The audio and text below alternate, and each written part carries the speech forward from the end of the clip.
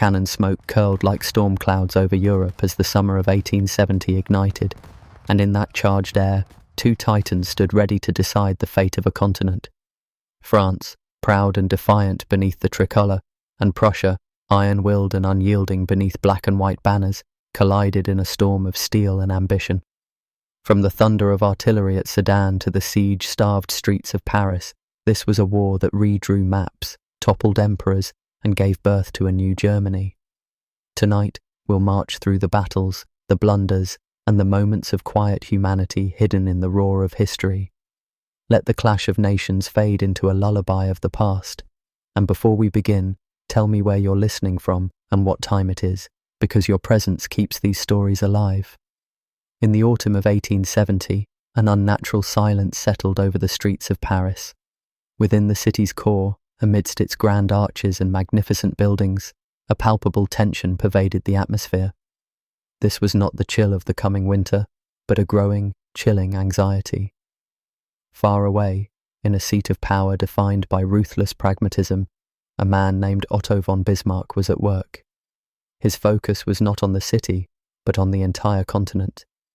His instrument was not a weapon of war, but a chart of nations. France, Prussia, Austria, Italy. The traditional European power structure was in flux. The pieces were set, and France, majestic and proud under the rule of an aging monarch, was on precarious footing. But for the moment, this was not the concern of the Parisian populace. The cafes bustled, the theatres were filled with life, and the empire maintained its regal appearance. Yet, like the subtle groan before a structure gives way, something was beginning to fracture. This is the typical beginning, not with a bang, but with a murmur. To grasp the impending tempest, one must go back a few years, to an era when Europe was torn between aspirations of unity and the fear of disintegration. Let us begin with Prussia. In the mid-19th century, Prussia was not the unified Germany of today. It was a formidable kingdom in northern Europe, known for its military discipline, cultural conservatism, and an ambition for greater influence. For generations, the German-speaking peoples had been fragmented, living across numerous small kingdoms, duchies, and free cities. But a transformation was underway, and its architect was Bismarck. Otto von Bismarck was not a military man. He did not command troops in the field, yet his methods were far more potent. He used words with surgical precision and manoeuvred diplomatically like a seasoned general. He had a singular objective: to unite the German-speaking lands into a single great empire, not through peaceful means or lofty ideals, but through what he termed blood and iron. And the primary obstacle to his ambition was France. France had long been the preeminent power in Western Europe. Napoleon Bonaparte had redrawn the continental map with his ambition and military genius. Even after his defeat, France continued to be a beacon of culture, sophistication, and power. But by the late 1860s, its luster was diminishing. Napoleon III, the nephew of the great Bonaparte, occupied the throne. He had declared himself Emperor of the French in 1852. Initially, he enjoyed widespread support, bringing stability, building railways, and modernizing Paris. But beneath this veneer, weaknesses were showing. His military intervention in Mexico had ended in failure, his sway in Italy was eroding, and most concerningly, he was growing old, frail, and weary. France, once the dominant force in Europe, was becoming increasingly anxious. Prussia's ascent was more than a challenge to France's influence. It was an affront to its national pride. Imagine seeing your neighbour's house grow progressively larger, casting an ever-lengthening shadow over your own. This was the sentiment in Paris. Prussia had decisively defeated Austria in the War of 1866, an event that stunned the world. Austria had been a major power in Central Europe for centuries, yet Prussia had broken it in a mere 7 weeks. Bismarck had politically isolated Austria, provoked a military conflict, and then attacked with astonishing speed. The message was now unmistakable. Prussia was the rising power, and France represented the fading glory of a bygone era. The French press was filled with growing alarm. Politicians engaged in endless debates in the city's salons. Could France permit a unified Germany under Prussian dominance? What would be the consequences of Bismarck's success? A united, powerful and industrialized Germany could surpass France in population, economic output and military strength. Napoleon III was aware of this, as were his advisors. But what was their course of action? Then came the catalyst. Not yet a full-blown crisis, but enough to set off the chain of events. In 1870, the Spanish monarchy was vacant. Spain was in turmoil following a revolution, and in the quest for a new king, a candidate from the House of Hohenzollern, the same dynasty that ruled Prussia, was put forward. This meant a Prussian prince could soon be on the Spanish throne. For France, this was an intolerable prospect. Imagine your two neighbours, one already becoming too strong, suddenly forging a pact. This is how France perceived the situation, surrounded, isolated, and endangered. Napoleon III dispatched his ambassador to Prussia with a clear demand. King Wilhelm III must promise that no Hohenzollern would ever accept the Spanish crown, neither now nor in the future. Wilhelm met with the ambassador graciously in the spa town of Ems. He agreed to the request in a limited capacity. The crisis appeared to be resolved, but then Bismarck made his move.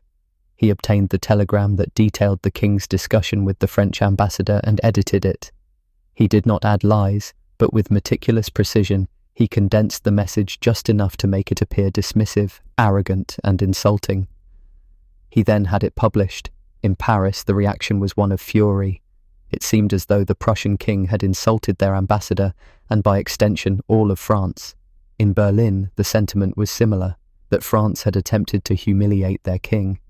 Within days, a wave of nationalist fervour engulfed both nations. Angry crowds thronged the streets, and the drums of war began to beat. On July 19, 1870, France declared war on Prussia. But what few in Paris understood was that this was precisely Bismarck's desired outcome. He had played a strategic long game, anticipating their reaction. He had manoeuvred France into appearing as the aggressor, ensuring that the southern German states, which were still reluctant to align with Prussia, would now unite in defence of the German cause. With a single action, Bismarck transformed his disparate German neighbours into allies and cast France as the antagonist. The pieces were now in motion. The tragedy, however, was that France was unprepared. Its army, though proud, was technologically behind. Its command and control were chaotic, plagued by political favouritism, rivalries, and disorganisation. Its mobilisation efforts were disorganised and slow. Prussia, in contrast, was a well-oiled machine. Its railway system was designed for rapid deployment. Its army was trained for precision. Its generals operated under a unified plan developed years in advance. Every soldier knew their assigned position, and every supply convoy had its designated route.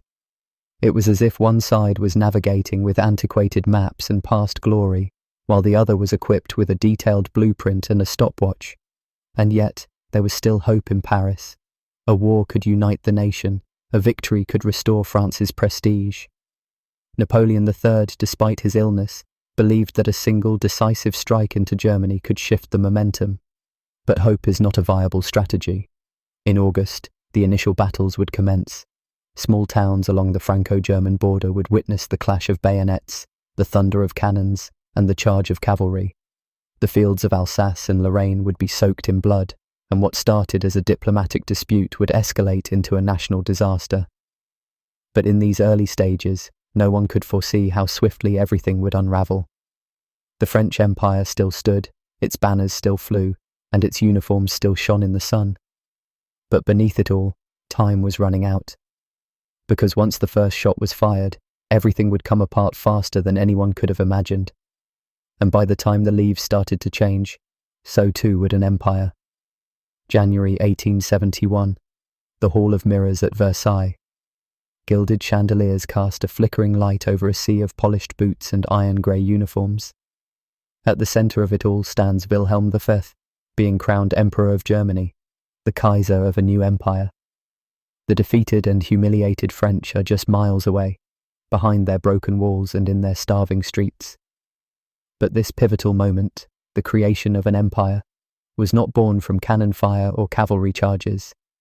It began years before, quietly and methodically, in the mind of one man, a man who knew that nations are not forged on battlefields alone, but in shadowed rooms where words and whispers are the true instruments of power.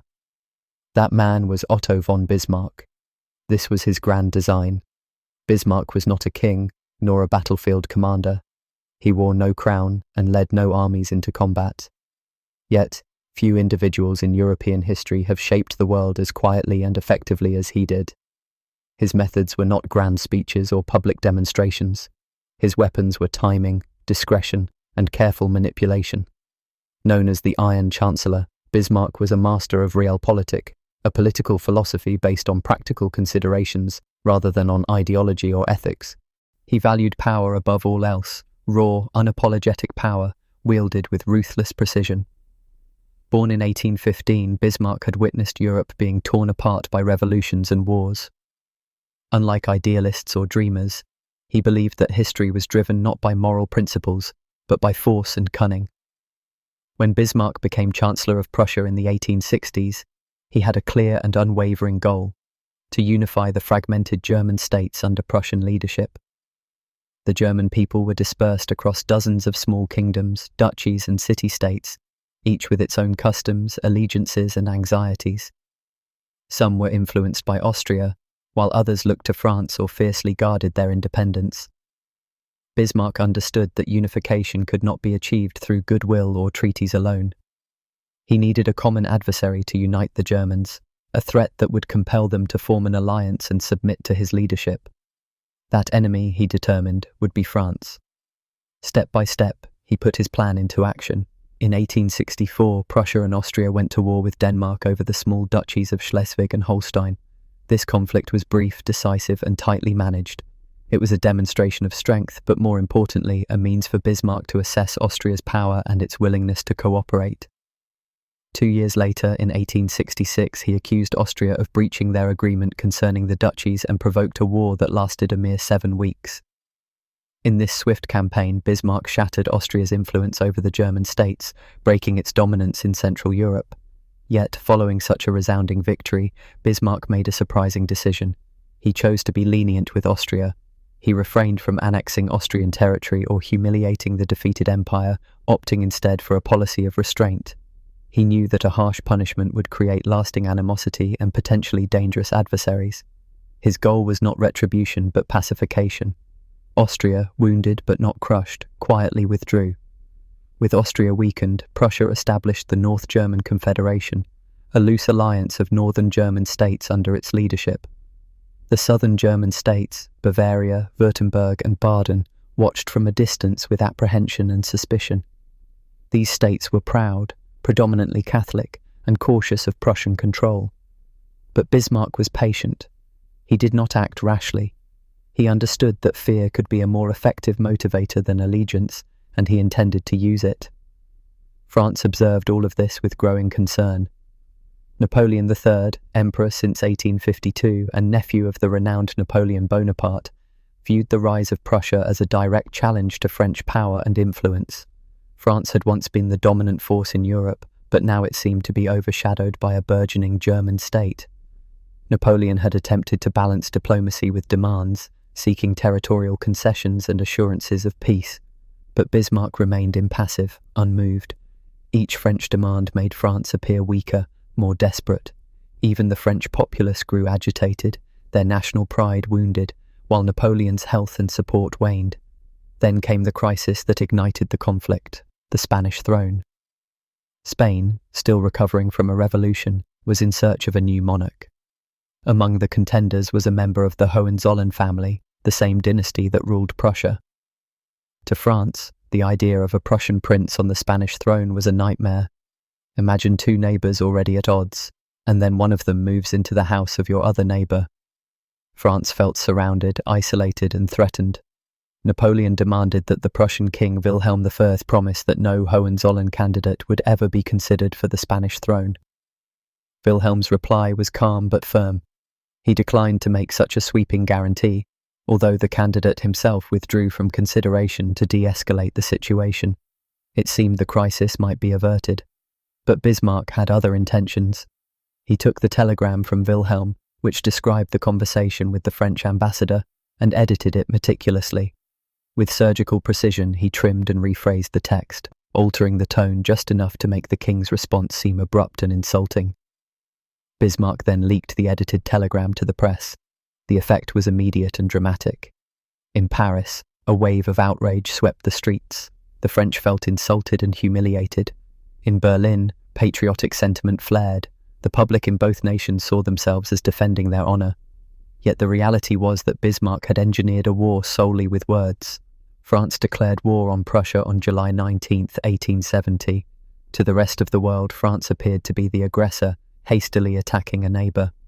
But Bismarck's plan was unfolding perfectly. The southern German states, long reluctant to join Prussia, now united to defend Germany against French aggression. For the first time, they stood together under Prussian command. France, confident and proud, marched into battle expecting a quick victory. They reminisced about past glories, certain that their soldiers and generals would triumph. But they underestimated the new Germany they were facing, disciplined, unified, and driven by years of meticulous planning. Prussia was no longer just a kingdom. It was the core of a rising empire, forged as much by strategy as by the sword. Throughout the war, Bismarck remained in the background. He did not lead armies on the battlefield. Instead, he managed logistics, diplomacy, and propaganda. He carefully handled relations with other European powers, assuring Britain of his peaceful intentions, reminding Austria to stay neutral, and convincing Russia that stability would be preserved. Meanwhile, German troops advanced deeper into French territory, moving with efficiency and determination. What years of negotiation had failed to achieve, war had accomplished overnight. Now, for the first time, German troops from all states, north and south, would fight under a single command for a unified cause, and France had walked right into it. But Bismarck was not yet finished. He had no desire to destroy France. He wanted to break her resistance but keep her intact. Too harsh a punishment, and the world would unite against Prussia. Too lenient, and Germany's future would remain precarious. This was the fine line he walked throughout the conflict. Bismarck stayed behind the front lines. He coordinated with generals but rarely interfered. He dealt with kings but kept his own power discreet. He organized food, supplies, reinforcements, and, most importantly, he managed public perception. While French newspapers blared headlines of national glory, Bismarck shaped Europe's opinion of the war. He sent letters to British, Russian, and Austrian leaders. Each one portrayed Prussia as a victim, defending itself against French arrogance. Each one allayed concerns and sowed doubt about French intentions. To Britain he spoke of peace. To Austria he spoke of restraint. To Russia he promised stability. And all the while German troops marched deeper into French territory. When Napoleon III was captured at Sedan, it was Bismarck, not the generals, who managed the aftermath. He refused to negotiate with the new French Republic. He demanded surrender. And as Paris prepared for a brutal siege, Bismarck waited, cold, steady, and unmoved. By January, the French were starving. The war was nearly over. But Bismarck had one final move. In the Palace of Versailles, built by French kings and filled with mirrors that once reflected French power, he crowned Wilhelm I as Emperor of Germany, Kaiser Wilhelm. It was not just a political act, it was a message, a declaration, a warning. France's pride had been taken and remoulded into Germany's crown. And Bismarck, he stood at the edge of the assembly, not cheering, not smiling, just observing, always observing. But the war was not quite over.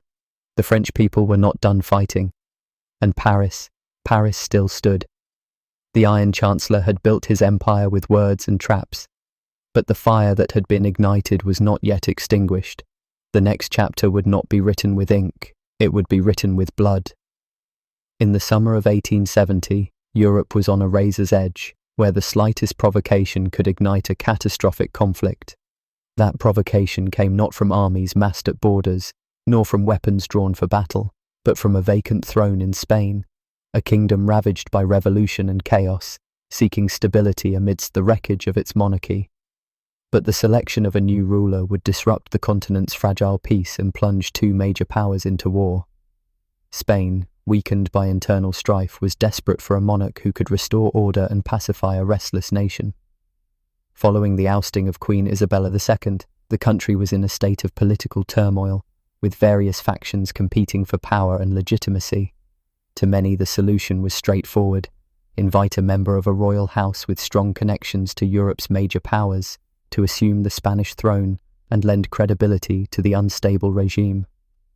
And so, the name of a Hohenzollern emerged, a distant relative of King Wilhelm I of Prussia, from the very dynasty that had recently reshaped German politics.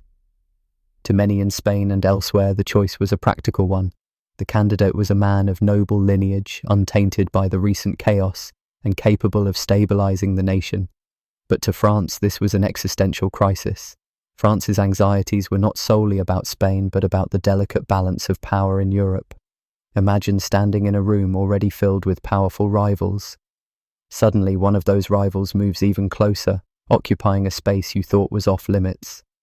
For France, a Prussian prince on the Spanish throne signified encirclement. Germany, already emerging as a colossal force in the heart of Europe, would now have influence extending from the North Sea to the Mediterranean. Napoleon III and his advisors perceived the danger with alarm. The prospect incited panic within the French court and government. To them, it was more than a political issue. It was a matter of survival and national honour. France could not tolerate what it viewed as a German incursion into the Iberian Peninsula. The mere suggestion of a Hohenzollern king in Spain provoked fury across Paris, fueling public outrage and nationalist sentiment. The French government insisted on assurances, explicit guarantees that no member of the Hohenzollern family would ever be considered for the Spanish crown. To convey this demand, Napoleon dispatched his ambassador to meet with King Wilhelm I, who was recuperating at the spa town of Ems, seeking respite from the demands of his office. The meeting was intended to de-escalate the situation and achieve a diplomatic solution. Wilhelm received the ambassador with courtesy but remained firm. He declined to give a binding, perpetual promise to prevent any future candidacy.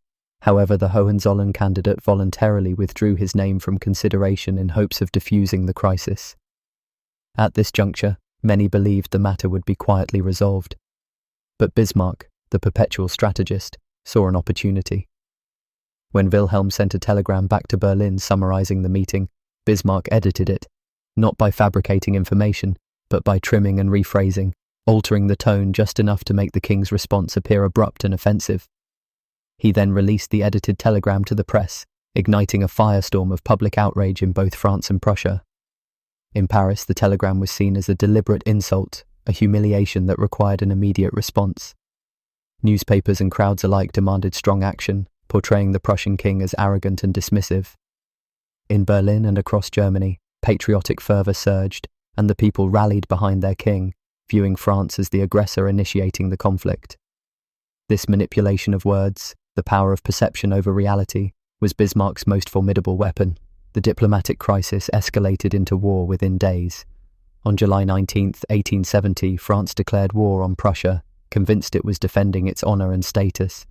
Yet, in Bismarck's grand design, France had now been cast as the aggressor, compelling the southern German states, previously cautious or even reluctant, to align with Prussia. Bavaria, Württemberg, Baden, and others quickly joined the conflict on Prussia's side, uniting the German states under a common cause and command. France, isolated and encircled, had walked into a trap of Bismarck's own making. Behind the scenes, Bismarck continued to shape the narrative. He sent messages to other European powers, depicting Prussia as a defender against French aggression, assuaging fears, and securing their neutrality. Meanwhile, German armies mobilized with efficiency and determination, prepared to confront the French forces on the battlefield. The Spanish throne crisis, a seemingly minor dynastic issue, had erupted into a full-scale war, one that would redraw Europe's map and power dynamics forever. What had begun as whispers in palaces and subtle edits in telegrams now roared across battlefields and shattered empires. The subsequent chapters will reveal the human cost of this conflict, the battles, the sieges, the heartbreak. But the seed of war was sown in that summer of 1870, in the halls of power and the pages of a telegram, where words became weapons and a crown became the spark that set the world ablaze. The moment arrived like a thunderclap, though no cannons were fired, no soldiers charged. It was a message, a telegram, a handful of words that would reverberate through history and ignite a war. The Ems dispatch. Imagine a quiet summer afternoon in the spa town of Ems, a peaceful retreat where King Wilhelm I of Prussia sought rest and refuge from the burdens of his crown.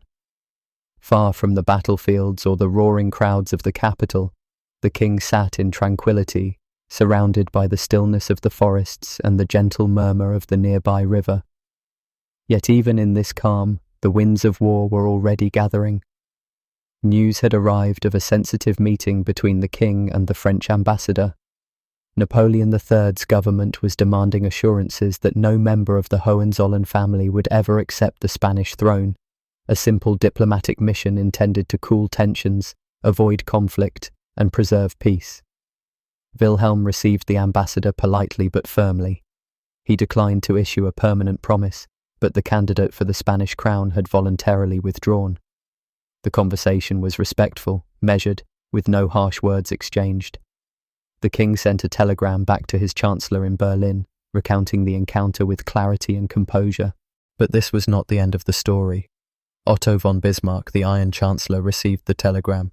He saw in it not a peaceful resolution but an opportunity, a chance to inflame passions, to turn diplomatic friction into a full-scale war that would unite Germany under Prussian leadership. Bismarck took the king's message and edited it carefully, calculatingly, not by inventing lies but by trimming and reframing, changing the tone just enough to transform a polite refusal into a sharp insult. He made it sound as though Wilhelm had brusquely dismissed the French ambassador, and that the ambassador had responded with undue aggression. The edited dispatch was then released to the press, both in France and Germany. The effect was immediate and electric. In Paris, the news was met with fury and humiliation. The French public felt slapped in the face, their pride wounded. Newspapers blared headlines of insult and defiance. Crowds gathered, angry and demanding action. The government, pressured by public outcry and national honour, saw war as the only answer. In Berlin and across the German states, a wave of patriotic pride surged. Citizens rallied around their king and their country, now convinced that France had insulted them first, that Germany must stand strong and respond. The southern German states, which had long hesitated to join Prussia, found their fears of French aggression confirmed. They aligned themselves swiftly, joining the cause with unity and determination. This was the power of words, the power to shape perception and manipulate emotions. Bismarck understood that history is often not written by facts alone, but by how those facts are told and heard. The Ems dispatch was a masterstroke of political theatre, crafted to kindle anger and justify war. As France declared war on July 19, 1870, the stage was set for a conflict that would change Europe forever. But behind the headlines and marching armies, the question lingered. How much of this war had been born from true hatred, and how much had been forged by a single edited message? The answer would be revealed in blood and fire on battlefields far from the quiet town of Ems. The 19th of July, 1870, dawned over Paris like the calm before a storm. Yet beneath the gilded facades of the city, a tempest of emotion was building. Anger, pride, fear, and hope colliding in the hearts of millions. That day, France declared war on Prussia, a decision that would change the fate of nations forever. The streets thrummed with anticipation. The people's cheers echoed through the grand boulevards, their voices swelling in unison for a cause they believed was just and necessary. But beneath the thunderous applause lay an uneasy truth. This war was not born of simple hatred or inevitable conflict. It was the result of carefully crafted provocations, political calculation, and the desperate desire of an emperor clinging to his legacy. Napoleon III, once a charismatic leader who had brought stability and modern reforms to France, now stood at a crossroads. His empire, inheriting the grand ambitions of his uncle, the great Napoleon Bonaparte, was under pressure from all sides. The rise of Prussia, its unyielding military reforms, its unification of German states under one banner, posed a direct challenge to French dominance in Europe. The emperor's health was failing and his popularity waned, but his need to demonstrate strength had never been greater. The Ems dispatch, the edited telegram sent from Ems, became the perfect pretext.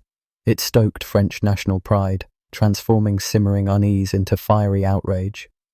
Yet the decision to declare war was as much a gamble as it was a declaration of principle. France's military, once a symbol of European might, had suffered from years of neglect and outdated tactics. Its generals were divided by rivalries and political intrigue, many slow to adopt the new technologies and strategies that modern warfare demanded.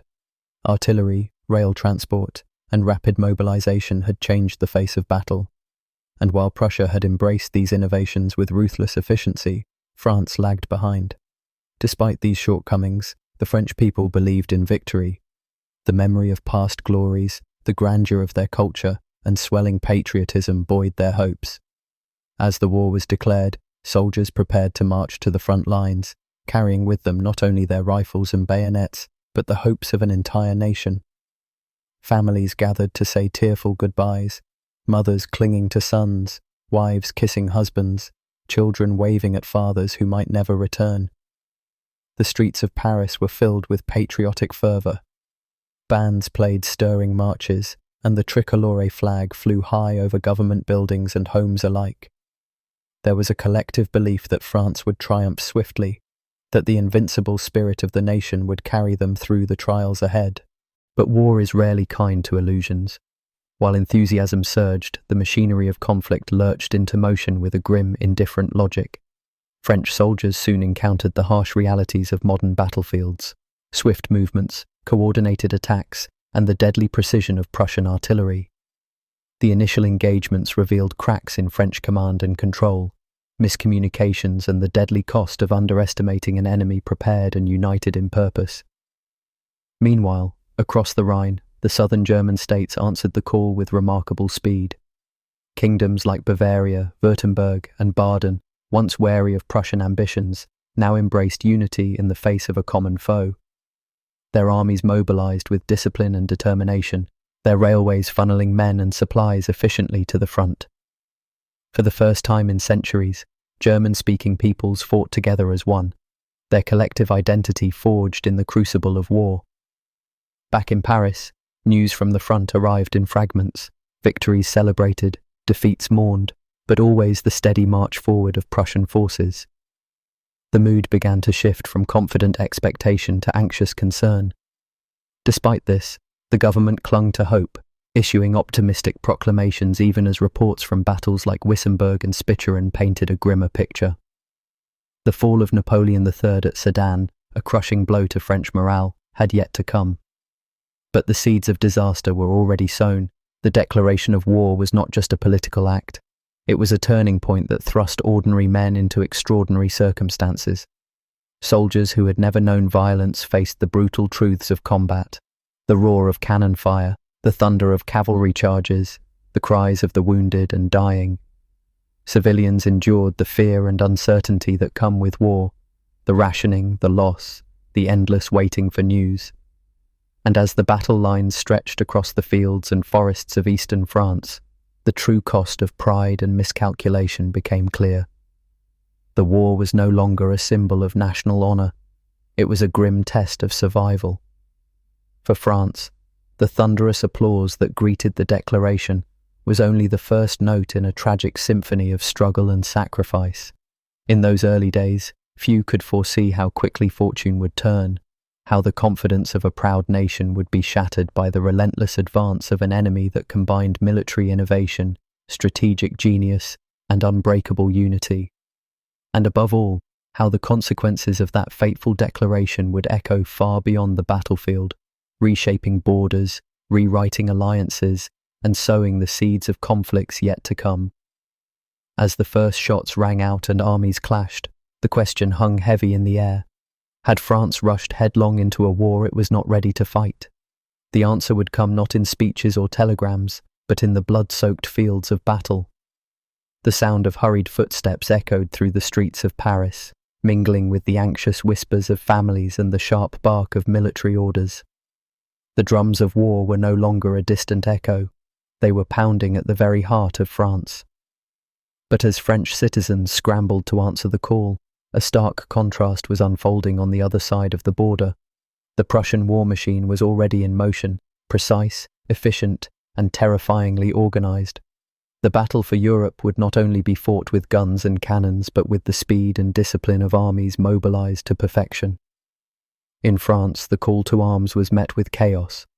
Thousands of men, farmers, shopkeepers, students, clerks, were summoned to don uniforms and take their places in regiments, many for the first time in their lives.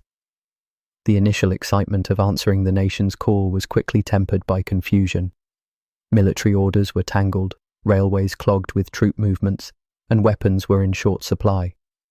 In many towns, local commanders struggled to assemble their forces, sometimes delayed by poor communication or outdated plans. It was as if the nation was awakening to war, but with a heavy fog clouding its steps. The French army's structure added to this disorder. It was a patchwork of regular soldiers, reservists, and National Guardsmen, each with different training and levels of readiness. The process of mobilizing such a diverse force was slow and uneven. While some regiments managed to organize quickly, others faced delays, with men waiting days for transport or proper equipment. The rail system, crucial for moving troops swiftly, was old and inefficient compared to Prussia's, creating bottlenecks that frustrated commanders and soldiers alike. The French people, caught in this whirlwind, faced not only the fear of war, but the frustration of disarray. Letters sent from the front tell of young soldiers longing for clear orders, families wondering if their loved ones would ever reach the battlefield, and commanders battling against time and bureaucracy. In cafes and marketplaces, conversations turned to worry. Would France's famed army be ready when the guns finally sounded? Meanwhile, across the border in Prussia, the scene was dramatically different. Years of preparation had transformed the German states into a mobilization powerhouse. The Prussian General Staff, led by the meticulous Helmut von Moltke, had perfected the art of moving armies with clockwork precision. Every railway line was mapped, every regiment scheduled, and every supply train ready to roll at a moment's notice. It was a symphony of logistics that Germany had rehearsed repeatedly, a well-oiled machine that could turn civilians into soldiers almost overnight. The Prussian soldiers, many of whom had undergone compulsory military service, were not strangers to discipline and order. Their training emphasized quick assembly, coordinated movements, and rapid deployment. Regiments boarded trains with military efficiency, marching off to rendezvous points with purpose and confidence. The rail network, modern and meticulously maintained, allowed troops to move hundreds of miles in hours, a staggering advantage over their French counterparts. The contrast in mobilization went beyond mere numbers or trains. It was a reflection of two very different societies. France, with its proud but politically divided population, struggled to coordinate a massive military effort. Prussia, by contrast, had forged unity through military preparedness and centralized control. The German states, once fragmented and suspicious of each other, now acted in concert, bound by a shared goal and a clear command structure. This difference would prove decisive. The rapid Prussian mobilization allowed German forces to seize the initiative, striking before the French army could fully assemble or coordinate its defense. Early battles demonstrated how speed and organization could shape the outcome before a single shot was fired. France's delay meant missed opportunities, vulnerabilities, and a growing sense of panic in its leadership. For the soldiers themselves, mobilization was more than logistics. It was the moment when civilian lives shattered, replaced by the uncertainty and terror of war. Young men boarded trains with hopes of heroism, but also with a fear they struggled to hide. Mothers clutched their children as fathers marched away, the uncertainty of return hanging heavy. The air was thick with emotion, pride, anxiety, and the haunting question of what lay ahead. As the armies moved toward confrontation, the stakes could not have been clearer. The difference between Prussia's ironclad mobilization and France's faltering response would shape the war's earliest and bloodiest engagements. It was a race against time, where every hour counted and failure to act swiftly could mean the difference between victory and crushing defeat. The French forces, still struggling to find their rhythm, braced for the storm. Across the border, German soldiers prepared with cold resolve, confident in their preparation and command. The great clash of the Franco-Prussian War was no longer a question of if, but when. The dawn was cold and grey as the French forces began their advance into Alsace-Lorraine, the border region that would become the war's first bitter battleground. With heavy boots pounding the earth and the clatter of muskets and artillery echoing through the mist, thousands of soldiers moved forward under banners waving high. The spirit was fierce, pride, determination, the hope of reclaiming what many French believed was rightfully theirs. But beneath this surge of patriotism lurked a dangerous truth. The army was not as prepared as it believed. What should have been a confident push quickly became a staggered, disjointed march into chaos. The region of Alsace-Lorraine was more than a patch of land. It was a symbol of national identity, a prize steeped in history and cultural significance. For France, it represented lost honour and the bitterness of previous conflicts. For the Germans, it was a vital frontier to defend. The French government hoped that an early strike here would unsettle the Prussians, disrupt their plans, and perhaps turn the tide before German forces could fully assemble. Yet, almost immediately, the French advance stumbled. Coordination between units was poor, messages between commanders were delayed or misunderstood, and the fog of war descended rapidly. Orders were contradictory or arrived too late. Soldiers marched without clear objectives, sometimes duplicating efforts or leaving critical positions undefended. It was as though a great ship was setting sail with torn sails and a broken compass. Movement was possible, but direction was lost. One of the earliest battles, at Wissembourg, revealed the consequences of these failings. French troops, moving into position with hope, were surprised by a sudden and fierce Prussian attack. Communication failures meant reinforcements were delayed, and what began as a strategic advance became a desperate defence. The French line broke, soldiers fled, and the dream of a quick victory was shattered in a matter of hours. Among the troops, fear and confusion spread. Men who had trained together, who fought alongside friends, suddenly found themselves isolated, unsure of orders, and facing relentless enemy fire. Letters from the front tell of the chaos, soldiers caught in muddy fields, officers shouting conflicting commands, and the anguished cries of the wounded. The horror of battle was no longer distant, it was raw and immediate. Behind the scenes, French commanders struggled to regain control. The political pressure to show strength was immense, but the reality on the ground was fragmented. Rivalries between generals, outdated communication methods, and the slow pace of decision-making handicapped the response. Meanwhile, the Prussian forces, benefiting from efficient planning and rapid mobilization, pressed their advantage. They exploited gaps in the French lines, moved reinforcements quickly, and maintained the momentum that chaos had denied their opponents. The failure in Alsace-Lorraine was not just a military setback, it was a blow to French morale. Public confidence, once soaring with the declaration of war, began to waver. News of defeat travelled back to Paris, dampening celebrations and sparking fear. Families awaited letters that often never came, while soldiers faced the grim reality that pride alone would not win battles. Despite the confusion, French soldiers fought with courage, often under impossible circumstances. Their valour in the face of adversity was a testament to their commitment, even as their leadership faltered. In the forests and fields of Lorraine, men risked life and limb for a cause that was slipping beyond their grasp. As the German armies regrouped and tightened their grip, the question lingered. Could the French recover from this early disaster? Or was the campaign into Lorraine the beginning of a long, painful decline? The answer would be written not just in strategy rooms or government chambers, but in the blood and mud of the coming battles.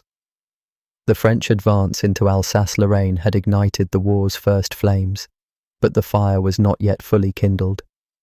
Ahead lay a long, grueling conflict that would test the limits of endurance, will, and leadership on both sides. The morning air hung heavy with anticipation over the quiet border town of Wissembourg. What was once a peaceful, sleepy village suddenly found itself at the centre of history, a place where destinies would be forged in blood and fire. It was here, on the 1st of August, 1870, that the Franco-Prussian War would shed its first drops of blood, and where the fragile hopes of a swift French victory would begin to unravel. The clash was swift but brutal. A relatively small force of French soldiers, stationed to guard the border, found themselves facing a larger, well-prepared Prussian army determined to strike hard and fast. The French troops, a mixture of regulars and reservists, were ill-prepared for the onslaught. Many had little battle experience, their uniforms still fresh and their nerves raw. Across the fields and among the village streets, the soldiers faced the sudden terror of battle, gunfire ringing, cannons booming, men shouting orders, and the terrified cries of the wounded. The battle began early, with the Prussians launching a surprise attack. Their soldiers moved with deadly precision, taking advantage of superior numbers and better coordination. The French defensive lines quickly began to falter under the pressure. Commanders on the French side struggled to issue clear orders amid the chaos. Soldiers, confused and scattered, fought fiercely but without the unity needed to hold their ground. It was a scene of confusion and courage mixed, ordinary men caught in extraordinary circumstances. For the Prussians, Wissembourg was a test of their well-honed strategy. The German commanders had spent years perfecting the art of rapid mobilization and coordinated attacks. Their infantry advanced steadily, supported by artillery that hammered French positions. The battle was a demonstration of the power of preparation and discipline. Soldiers moved like parts of a machine, each fulfilling their role with grim determination. Yet, amid the smoke and carnage, human stories unfolded. French soldiers wrote hurried letters to loved ones, some unaware if they would survive to send them. A young private, trembling but resolute, clutched a locket from his sweetheart as he prepared to charge. A Prussian officer, hardened by years of training, hesitated for a moment upon seeing the fear in the eyes of the French defenders, reminded that war was not just strategy but human suffering. The fall of Wissembourg was a harsh blow to French morale. It was the first clear indication that this war would be far more difficult than many had imagined. The defeat opened the door for further German advances into French territory, setting the tone for the brutal campaign that lay ahead. Yet, even in defeat, the French fought with valour, their courage a testament to the complex emotions war evokes: fear, duty, pride, and despair. As the dust settled on that bloody day, questions loomed large.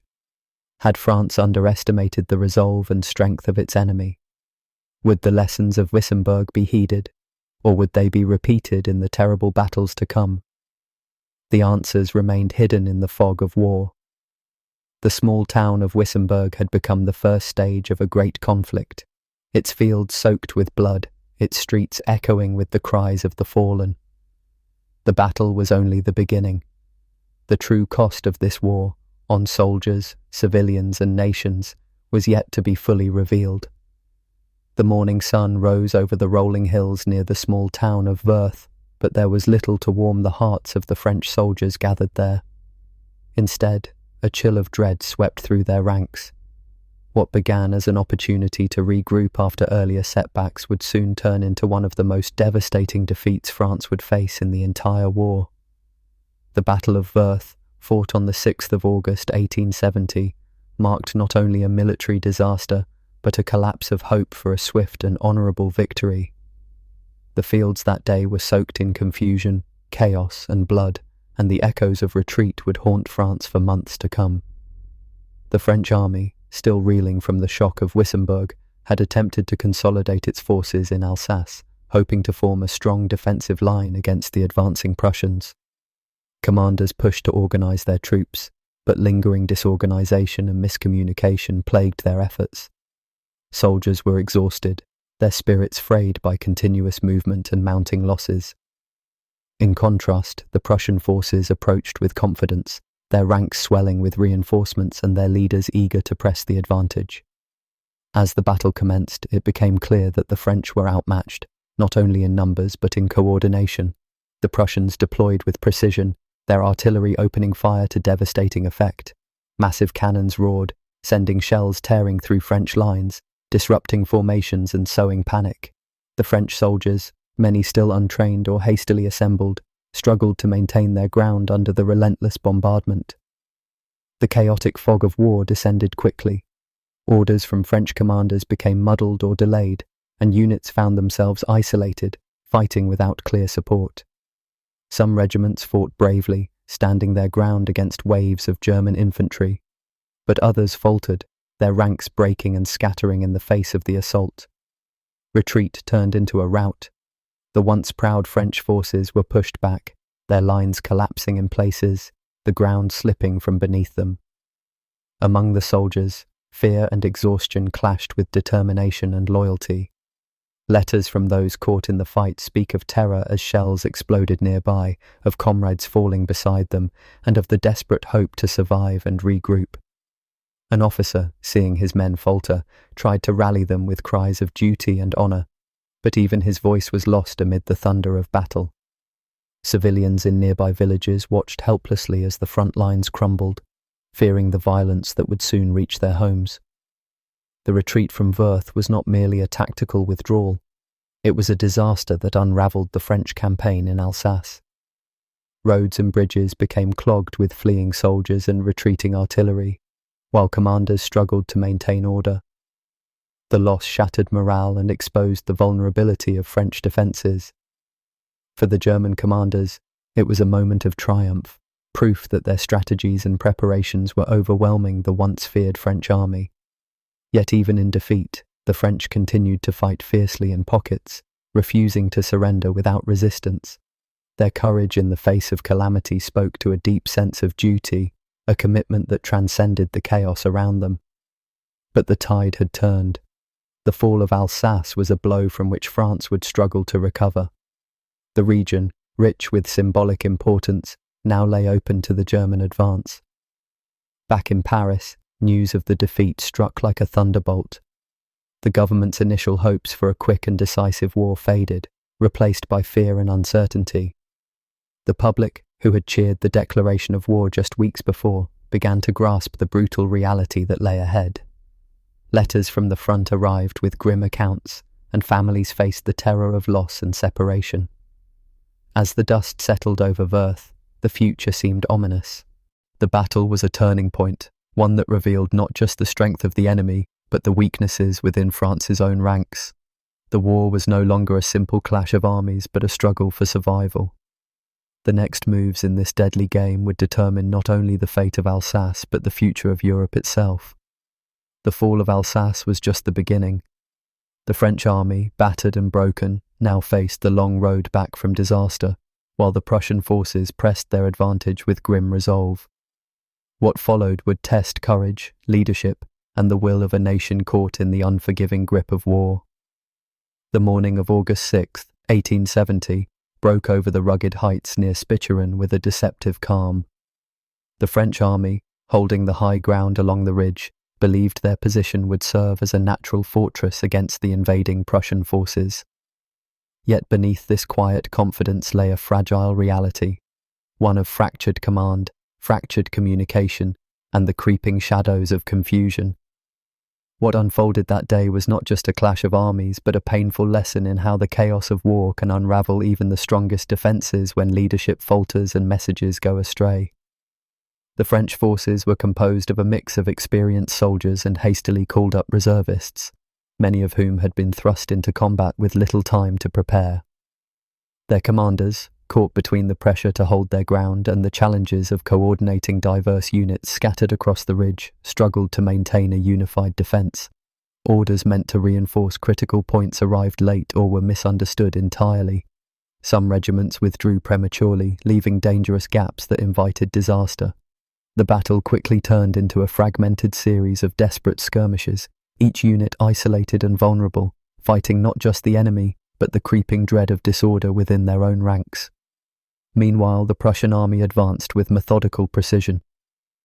Years of military reform had honed their ability to move as a cohesive whole. Their commanders coordinated infantry assaults with the booming support of artillery batteries, which unleashed devastating barrages against the French lines. Shells tore through trees and earth alike, scattering defenders and turning the battlefield into a smoky, chaotic maze. The German soldiers pressed uphill steadily, driven by disciplined training and clear command. Where the French hesitated or faltered, the Prussians exploited every opening with ruthless efficiency. Amid the cacophony of gunfire and exploding shells, The human experience of the battle was stark and poignant. French soldiers faced the nightmare of close combat. Caught between instinct and obedience, a young private gripped his rifle tightly, his hands trembling as he fired into the haze, aware that retreat was impossible but unsure if survival was likely. Officers shouted commands, trying desperately to rally their troops, but their voices were often swallowed by the roar of battle and the panic spreading through the ranks. On the German side, medics moved tirelessly, stained with blood yet determined, their presence a grim reminder of the battle's toll. The tide turned decisively when a crucial miscommunication struck the French left flank. Reinforcements desperately needed to hold that vulnerable sector were delayed and confused. The Prussians sensed this weakness and swiftly manoeuvred to outflank the defenders. What should have been a secure position crumbled under pressure. Panic rippled through the French lines as units broke and fled, turning a tactical setback into a chaotic retreat. The heights that had promised safety became a trap of desperation, with soldiers scattering under fire, pursued relentlessly by the advancing enemy. This defeat at Spicheren was catastrophic not merely for its immediate loss of ground, but for what it revealed about the French war effort as a whole. The bravery of individual soldiers was undeniable, but courage alone could not compensate for the fatal flaws of disjointed communication and flawed command structures. For the Prussians, the victory was a powerful affirmation of their military reforms: centralized planning, clear lines of communication, and disciplined execution. It was a glimpse of a future where such advantages would decide the fate of nations. Back in Paris, the news of Spicheren deepened the sense of dread. What had once seemed a war of pride and swift victory was now a brutal test of endurance and adaptability. Families clung to hope, even as letters from the front became scarce or bore grim tidings. The soldiers themselves, exhausted and shaken, faced the growing uncertainty of a campaign that was no longer theirs to control. The Battle of Spicheren stands as a stark, painful lesson in the brutal realities of war, where valour is essential but discipline and clear communication are the true weapons of victory. As the smoke cleared and the wounded were tended, it became clear that the war ahead would demand not just courage but unity, clarity, and unyielding resolve. The fate of France and Europe rested precariously on these fragile threads. In the early days of the Franco-Prussian War, a force unlike any France had previously faced began its relentless march across the landscape, a war machine fueled by innovation, discipline, and industrial power. This was not just an army. It was the embodiment of a nation's will transformed into steel and steam, precision and planning. At its heart lay the genius of the Prussian General Staff, the intricate network of railroads threading across the country, and the thunderous might of Krupp steel artillery. Together, these elements created a military powerhouse that would soon change the course of European history. The Prussian General Staff was a revolutionary concept, a small group of strategic minds whose work was as vital as the soldiers on the battlefield. Unlike traditional commanders, who often made decisions in the fog of war based on intuition or limited information, the General Staff operated with almost scientific precision. They studied maps, intercepted intelligence, and coordinated troop movements with meticulous timing. Imagine a grand chessboard where every piece moved in perfect harmony, not by chance but by careful design. This system allowed Prussia to anticipate enemy moves, mass forces quickly, and strike with overwhelming power before opponents could react. For the French, whose command structure was more fragmented and less efficient, this was a game-changing advantage. Another pillar of the German war machine was the extensive railway network. While other armies relied primarily on slow, exhausting marches, the Prussians harnessed the power of steam trains to transport entire armies across hundreds of miles in mere hours. These iron veins pumped life into the military, delivering troops, weapons, and supplies rapidly to wherever they were most needed. It was like having a high-speed courier system for war, capable of reinforcing weak points instantly or surprising the enemy with sudden attacks far from expected battlefields. This mobility was not just a logistical feat. It was a strategic weapon that left the French scrambling to keep up. Complementing this was the devastating firepower of Krupp's steel artillery. Krupp's cannons were masterpieces of industrial engineering. Crafted from hardened steel that could withstand immense pressure, They fired explosive shells farther, faster, and more accurately than anything France possessed. The deafening roar of Krupp guns on the battlefield was a symbol of German industrial might, each blast tearing through enemy lines and fortifications with terrifying efficiency. For the French soldiers who faced them, these guns were both a physical and psychological force, shaking morale and fracturing defences with relentless bombardment. But beneath the iron and steel was the human element. Soldiers, officers, and planners driven by duty, pride, and the heavy burden of war. The troops who boarded those trains carried with them a mixture of resolve and fear, knowing that each battle could mean life or death.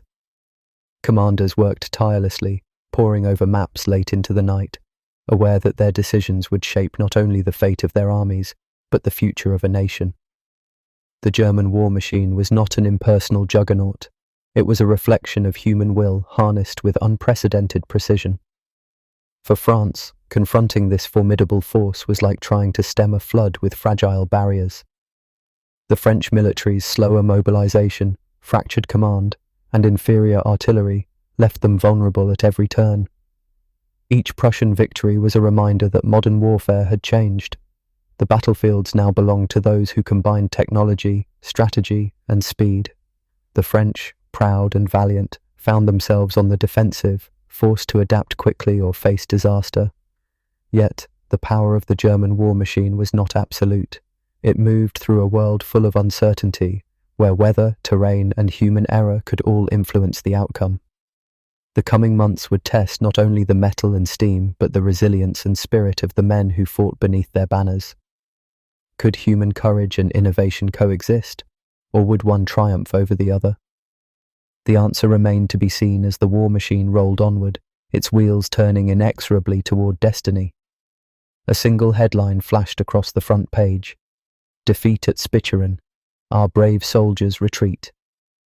The ink was barely dry, but the shock rippled through Paris like a thunderclap.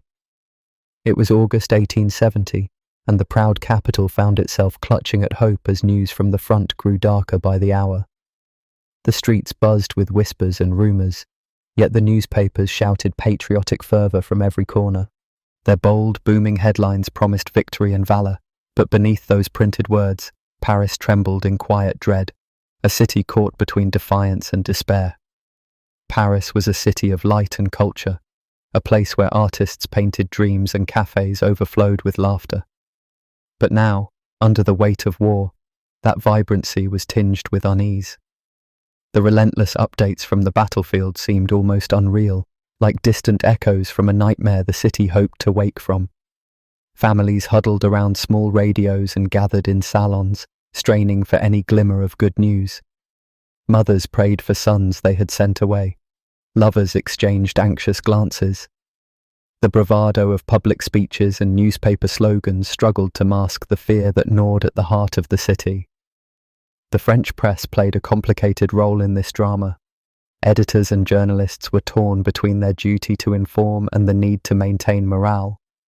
The papers blasted declarations of heroism and assured readers that France's cause was just and unbreakable. Headlines screamed of unyielding courage and France will prevail.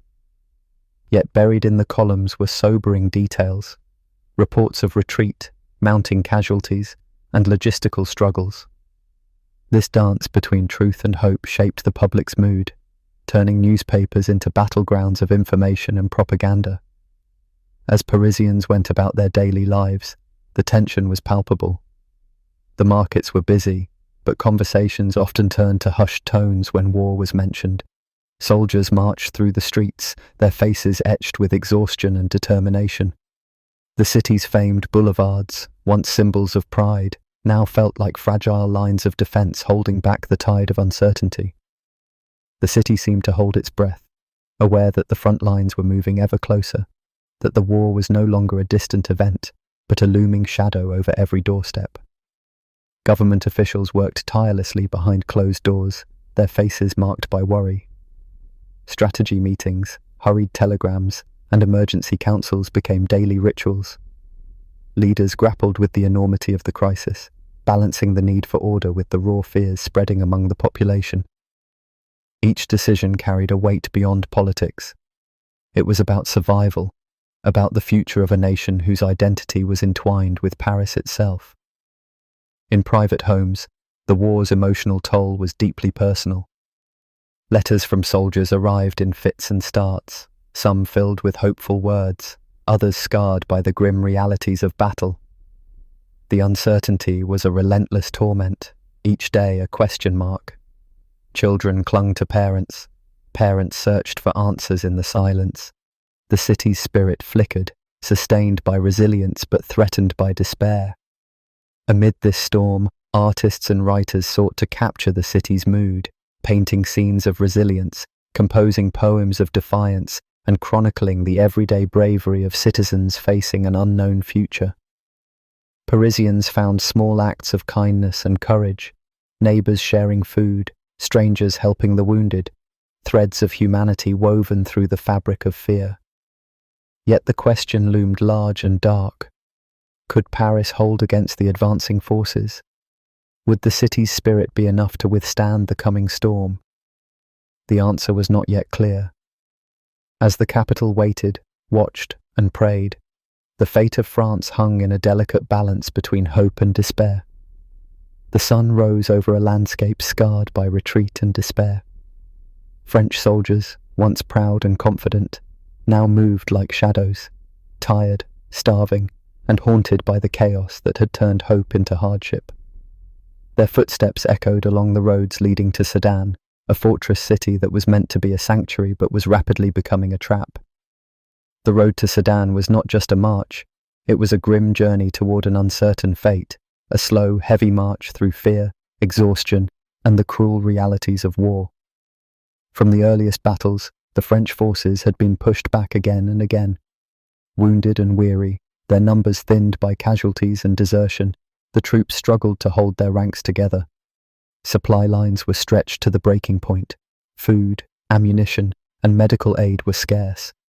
Hunger gnawed at stomachs, fatigue weighed on limbs, and morale slipped like sand through fingers. The soldiers knew they were moving toward a fortress city, but the walls of Sedan offered little comfort against the growing shadow of defeat.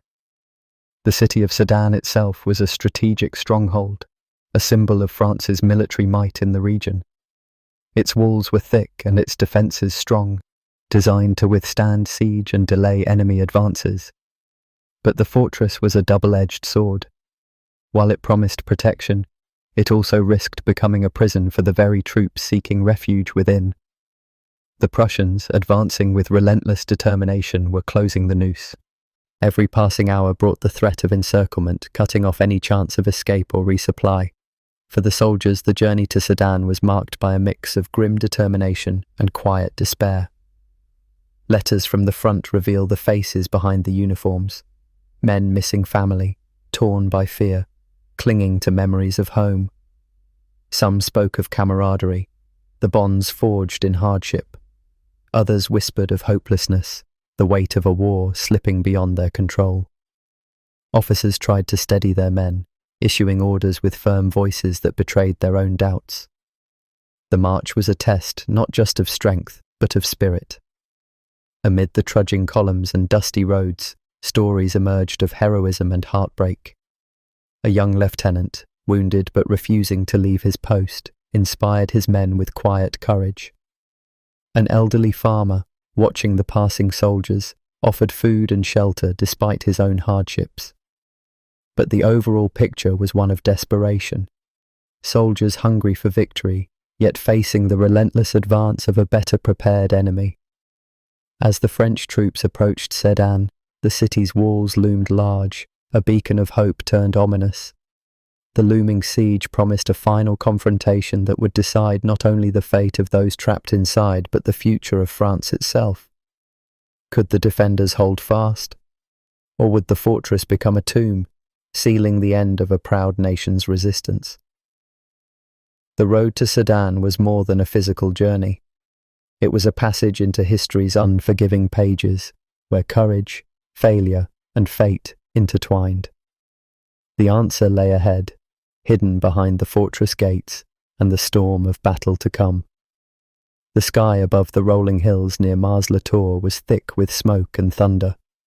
Cannons roared, guns cracked, and cries pierced the chaos, a brutal storm of steel and flesh. It was August 16th, 1870, and the battlefield was a crucible of desperate men fighting for survival in a clash that would shape the fate of armies and nations. The Battle of Mars-la-Tour was fierce, savage, and ultimately indecisive, but its consequences rippled far beyond the bloodied fields. In the brutal struggle, the French army of the Rhine found itself isolated, cut off, vulnerable, and trapped in a web woven by Prussian strategy. The battle began with a collision of massive forces, each side determined to break the other's will. French soldiers, weary from retreat and determined to regroup, took up defensive positions along the ridges and forests. Their faces were marked by exhaustion and resolve, men who knew the stakes were immense but clung to hope amid growing fear. Across the field, Prussian troops advanced with cold precision, fueled by confidence in their commanders and technology.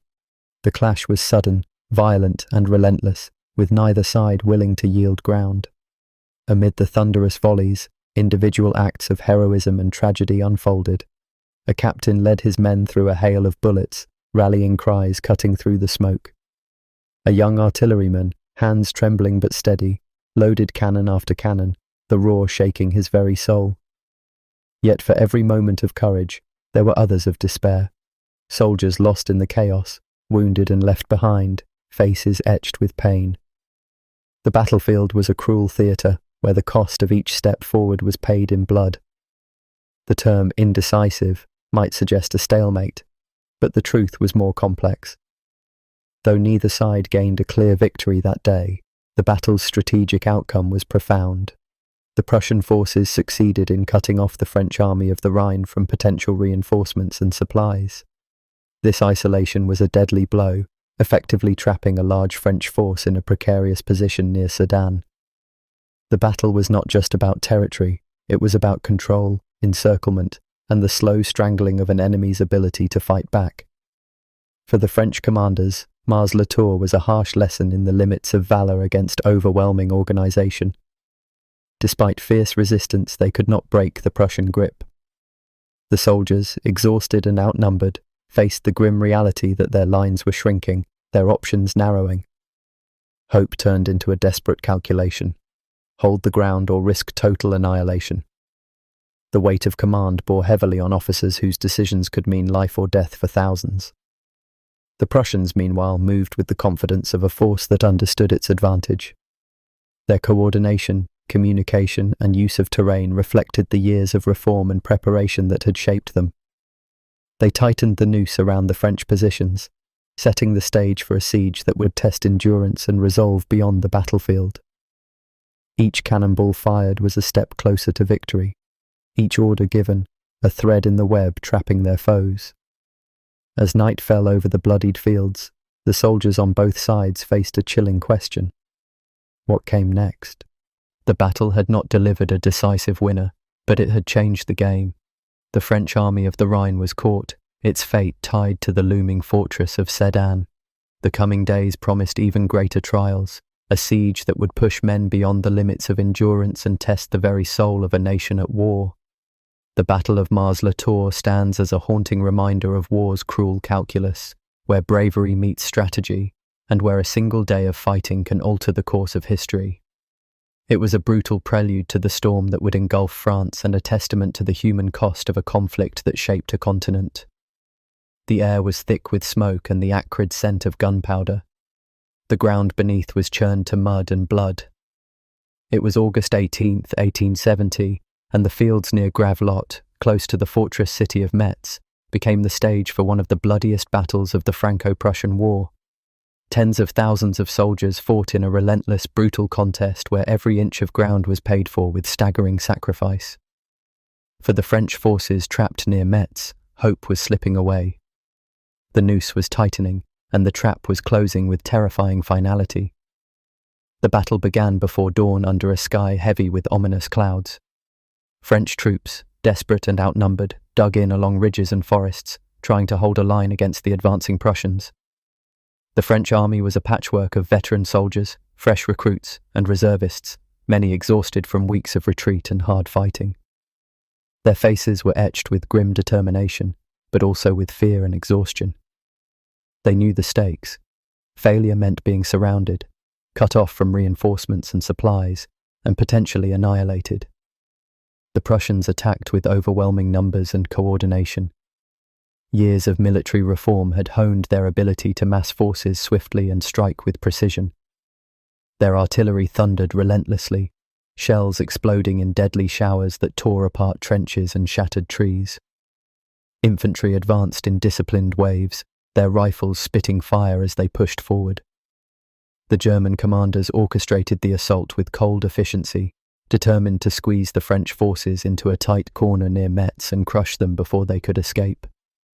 For the French soldiers, the battle was a harrowing nightmare. Amid the thunder of cannon and the crack of rifles, men struggled to hold their ground. Officers shouted orders over the din, trying to rally weary troops, but the chaos made coordination nearly impossible. Units became separated, communication broke down, and confusion spread like wildfire. Some soldiers fought with desperate courage, charging into enemy lines to buy time for their comrades. Others were caught in withering fire, falling in silence or screaming in agony. The battlefield was a brutal, chaotic storm where human endurance was pushed to its limits. The fortress city of Metz itself loomed in the distance, a looming symbol of French resistance and strategic importance. The defenders hoped the city's walls would provide refuge, but as the battle raged, it became clear that Metz was quickly becoming a cage. The Prussian forces were closing in on all sides, cutting off supply lines and escape routes. The French were trapped between the relentless assault and the city's fortifications, caught in a deadly vice. The scale of the battle was staggering. Over 110,000 soldiers on both sides fought over fields just a few miles across. Casualties mounted rapidly. Thousands were killed or wounded, the cries of the fallen mingling with the roar of battle.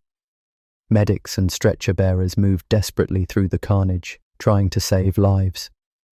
Amid the chaos, the human cost was immense, a testament to the terrible price paid for every scrap of ground. The commanders faced agonizing decisions. The French generals struggled to maintain a coherent defense, their forces stretched thin and morale sinking.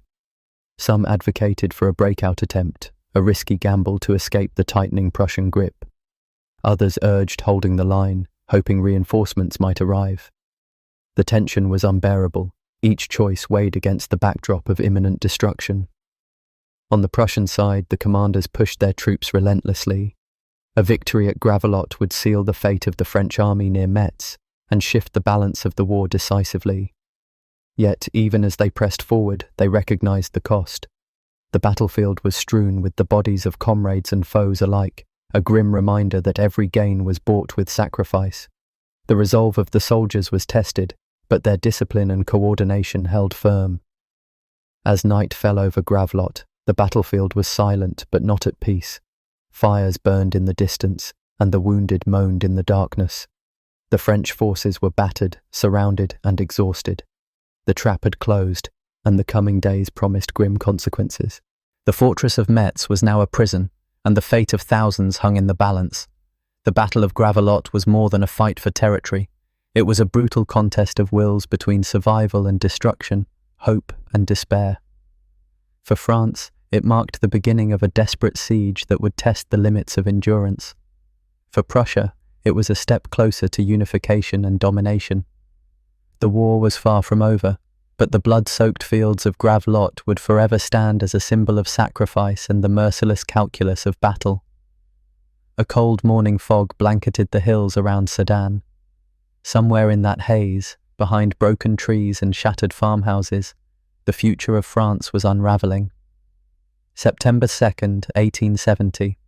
A battlefield strewn with bodies, smoke rising in soft white columns. And in the heart of it all, a man wrapped in an emperor's uniform, his medals dulled by soot and dust, staring into the empty silence of defeat. That man was Napoleon III, and on this day, he would cease to be emperor. But rewind just 24 hours, and things still seemed salvageable. Not hopeful, but not yet doomed. The French army, bloodied and tired from weeks of retreat, had taken a position near the fortress town of Sedan in northeastern France. They were trapped in a loop of poor decisions and bad luck, circled by hills, forests and rivers, with their backs to the Belgian border. Some officers spoke of holding the line, others quietly questioned how long they could last. The enemy was closing in fast.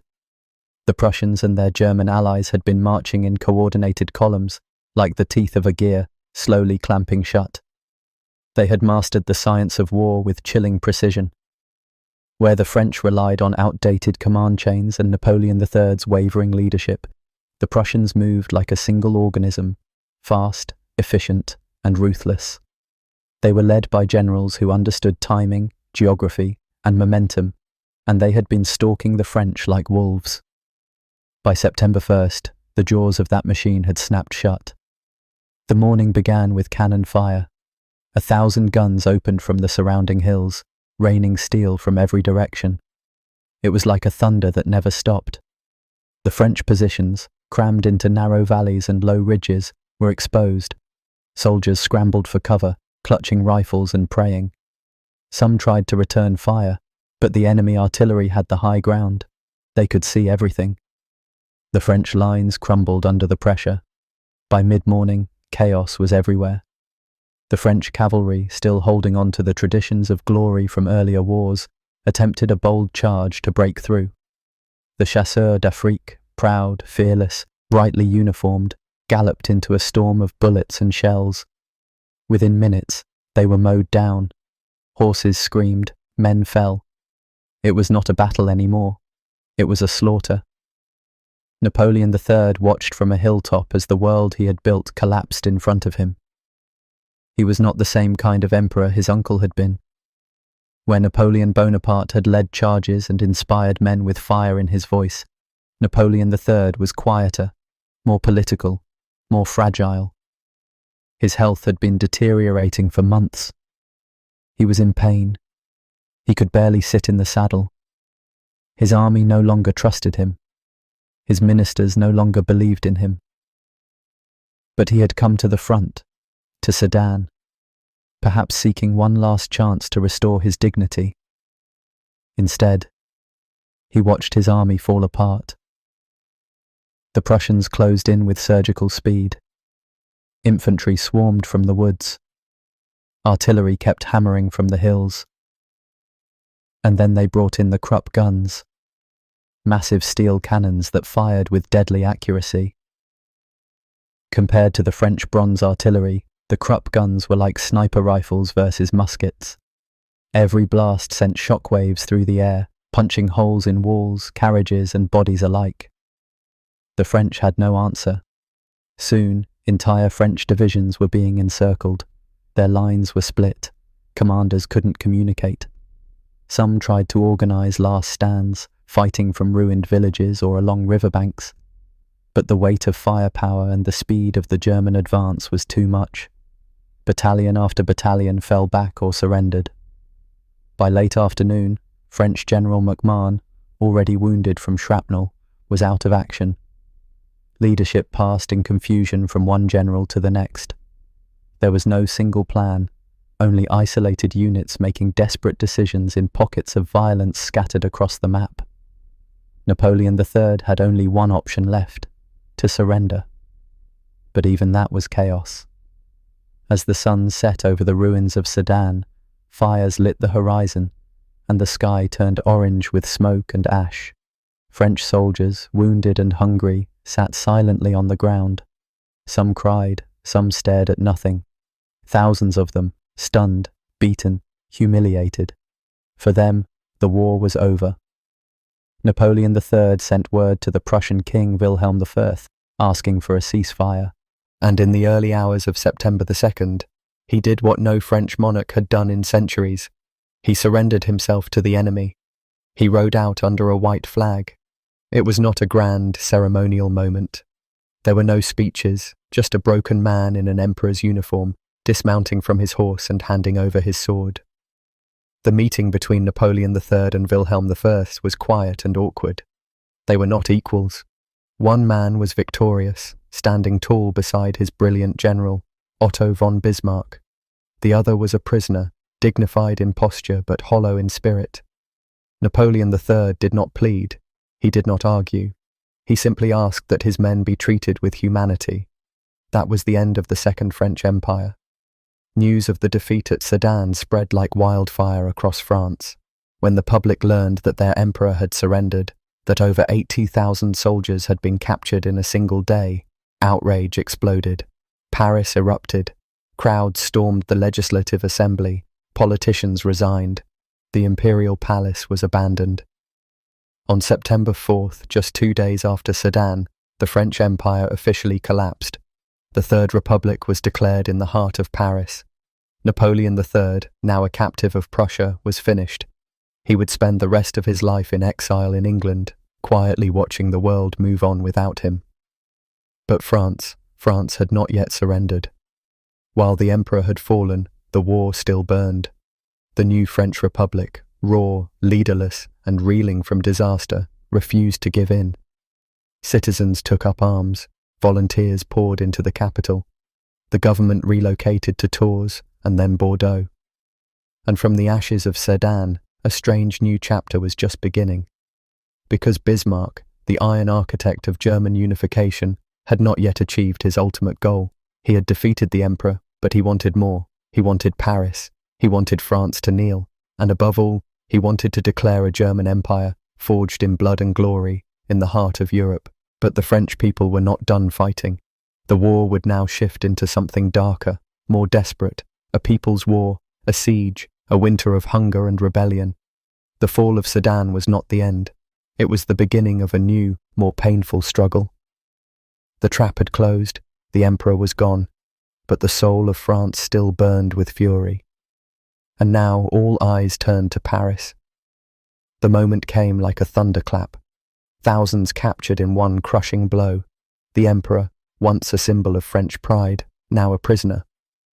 On a single day at Sedan, the Second Empire collapsed.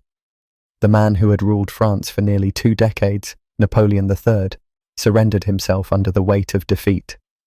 And with him, the era of imperial pomp and stability vanished instantly into the smoky haze of war. In the hours after the surrender, Paris felt like a body betrayed. News of the emperor's capture spread across the city like wildfire, spoken in hushed whispers at markets, screamed in protests outside assembly halls, and printed in bold headlines the very next morning. Napoleon has fallen, our emperor is captive. The words rattled through cafes and boulevards, turning pride into panic. Families trembled, politicians scrambled, and citizens each felt personally betrayed by a fate they had not chosen.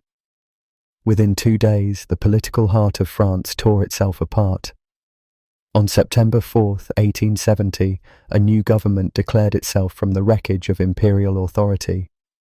In trembling voices filled with urgency, delegates stood in the National Assembly and proclaimed the Third Republic, France without an emperor.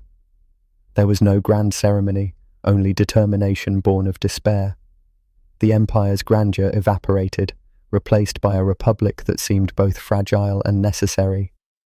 The provisional government sprang into life amid flames and fear. The Tuileries and other imperial palaces were abandoned. Rioters stormed state buildings. Power shifted within hours. Ordinary citizens, workers, students, and small office clerks found themselves thrust into politics. They filled council seats, volunteered in militias, and demanded action. Paris was now governed not by courtiers in silk, but by citizens in lamplit streets, carrying posters and chanting for justice. And yet, while hope flickered in the hearts of some, despair burned in the faces of many. The war was not over. The French army lay shattered, the emperor gone, and Prussian forces loomed ever closer to the gates of Paris. The Third Republic was born in urgency but without real authority or resources. The new leaders had no army, no treasury, and little time. Instead, they had only fury, fear, and a fervent will to resist. Throughout the city, every man, woman, and child felt the weight of loss. Mothers mourned sons already dead. Children worried if their fathers would ever return. Workers stopped at factories to hear updates on troop movements. Soldiers drifting back from the front found their uniforms torn and spirits broken, but they refused to let defeat define them. They joined resistance units. They enlisted in volunteer corps. The streets, once lit by candlelight and laughter, now echoed with the heavy tread of anxious feet. For Bismarck and the Prussians, the fall of the emperor was a triumph. They had achieved what diplomacy and force had aimed for, France without its leader, ready to submit. Yet, even in victory, they hesitated. The provisional government declared Paris open to negotiations, but the city's spirit remained defiant. The red flags of revolution mixed with banners of resistance. A siege was inevitable. Prussia now faced not just a defeated army, but a rebellious republic. Inside the new government, leaders argued over the future, how to feed the hungry, organize defenses, and negotiate peace. Letters poured in from the provinces, urging unity. Volunteer battalions formed in parks and squares. Yet planning was chaotic. Poverty and disease rippled through neighborhoods. Full mobilization proved impossible. The city writhed with contradictions, despair and defiance, fatigue and resolve. Every night, the silhouette of Paris burned under street lamps and bonfires as citizens burned imperial symbols, shredded flags, and rewrote posters of hope. In handwritten notes hidden in frozen winters, Parisians promised each other, "We will endure, we will fight." And though the Republic was new, its purpose was old, survival. But even as new leaders spoke of resistance and honor, Paris lay surrounded. Prussian cannons could soon reach the heart of the city. The provisional government knew the cost of delay, starvation, bombardment, collapse. Every decision carried a weight beyond politics. It would determine life or death. The end of the Second Empire marked not just a political shift, but the birth of a nation redefined under fire. The Third Republic rode into existence on anger and desperation. Its leaders had no guarantee of survival, only the promise of struggle. As Paris gathered its wounded, fed its hungry, and armed its citizens, one question loomed in every shadowed street. Could this fragile new republic hold when the enemy stood at the gates? The answer lay ahead in a siege that would stretch the limits of endurance and test the soul of a nation forged in the flames of defeat. A single day in late October of 1870 sealed the fate of tens of thousands behind steel walls. The French garrison of Metz, a once formidable fortress, surrendered. In one sweeping, silent act, the hopes of national relief vanished. Starvation, betrayal, despair, the shock rippled through France like an earthquake. The siege began months earlier.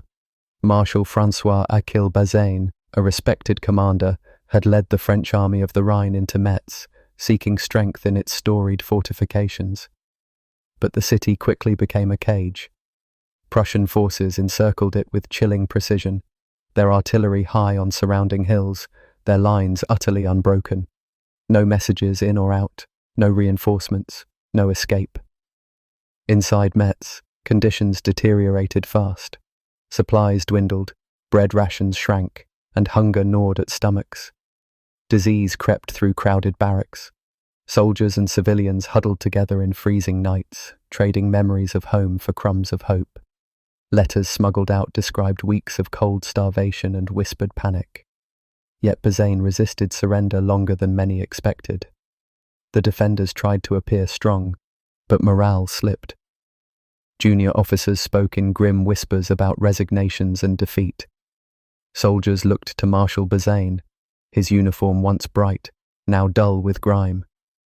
Reports reached him of mutinous grumbling, rumours of betrayal, that some in the French high command preferred to see Metz fall than risk rebuilding the army elsewhere, that relief forces were misled, delayed on purpose. For Bazaine, surrender was unbearably personal. He had fought battles, led columns, endured hardship. He had watched his soldiers die. Yet the walls closed ever tighter. On the morning of October 27th, he sent a white flag over the fort's main gate. The act shattered illusions. In one gesture, the Army of the Rhine, also known as the Army of Metz, became prisoners. Over 14,000 French soldiers marched out as captives. The shock was immediate. In Paris, the news landed like a bomb. Citizens in rallies stared in disbelief. "Our army, gone," they whispered. Newspapers that once cried slogans of resistance now printed grief and anger. Letters from home came from soldiers who expected to march again, only to find themselves behind Prussian lines. Families tore their hair in despair, unsure of what remained of national honour. Bazaine became a symbol, one of disgrace and retreat. Critics called him a traitor, a coward, a betrayer.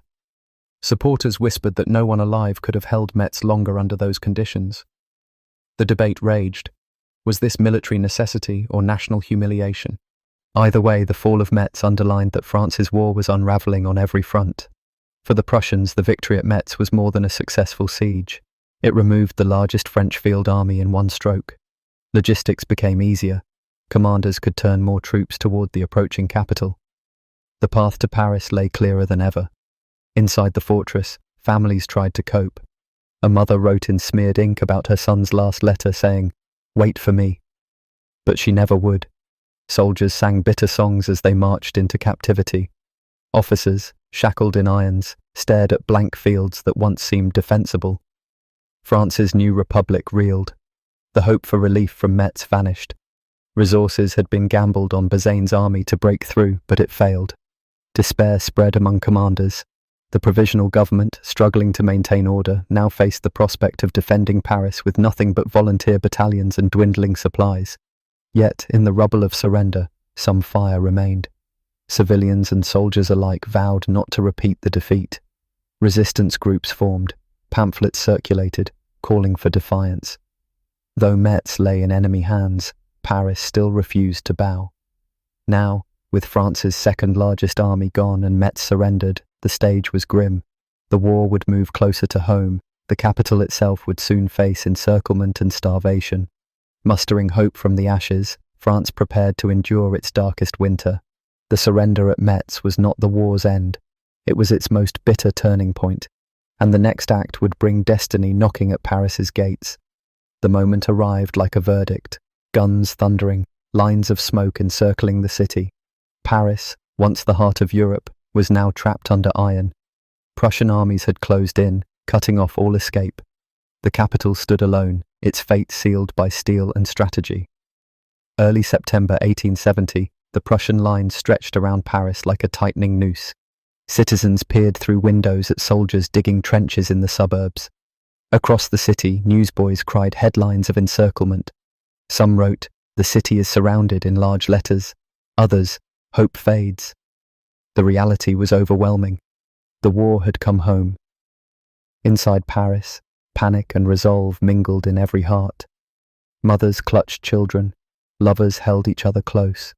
Shopkeepers shuttered windows not to keep out burglars but to fortify against shells. Volunteers formed ad hoc battalions in city squares, men from every walk of life wearing borrowed uniforms, rifles shaking in unsteady hands. They vowed to defend the city, though many had never fired a shot in anger.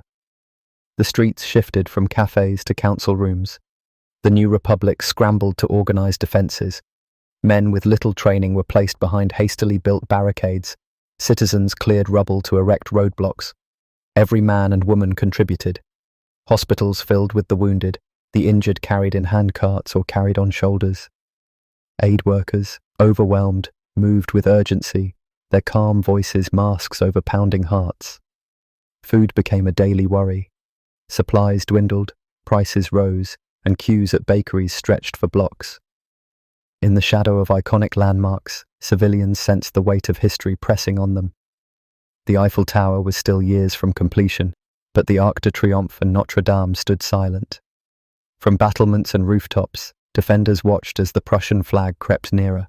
Communication lines severed by the encirclement turned neighbourhoods into islands. Rumours spread of incoming assaults, of possible breaches. Yet within each small district, ordinary people waited, prepared to fight if needed. The Prussians, prepared for a siege rather than a direct assault, relied on artillery and patience. Their long-range cannons were set on surrounding hills. Day after day, shells splashed against walls, lit fires, shattered windows. Each explosion carried a message. The enemy was not bluffing.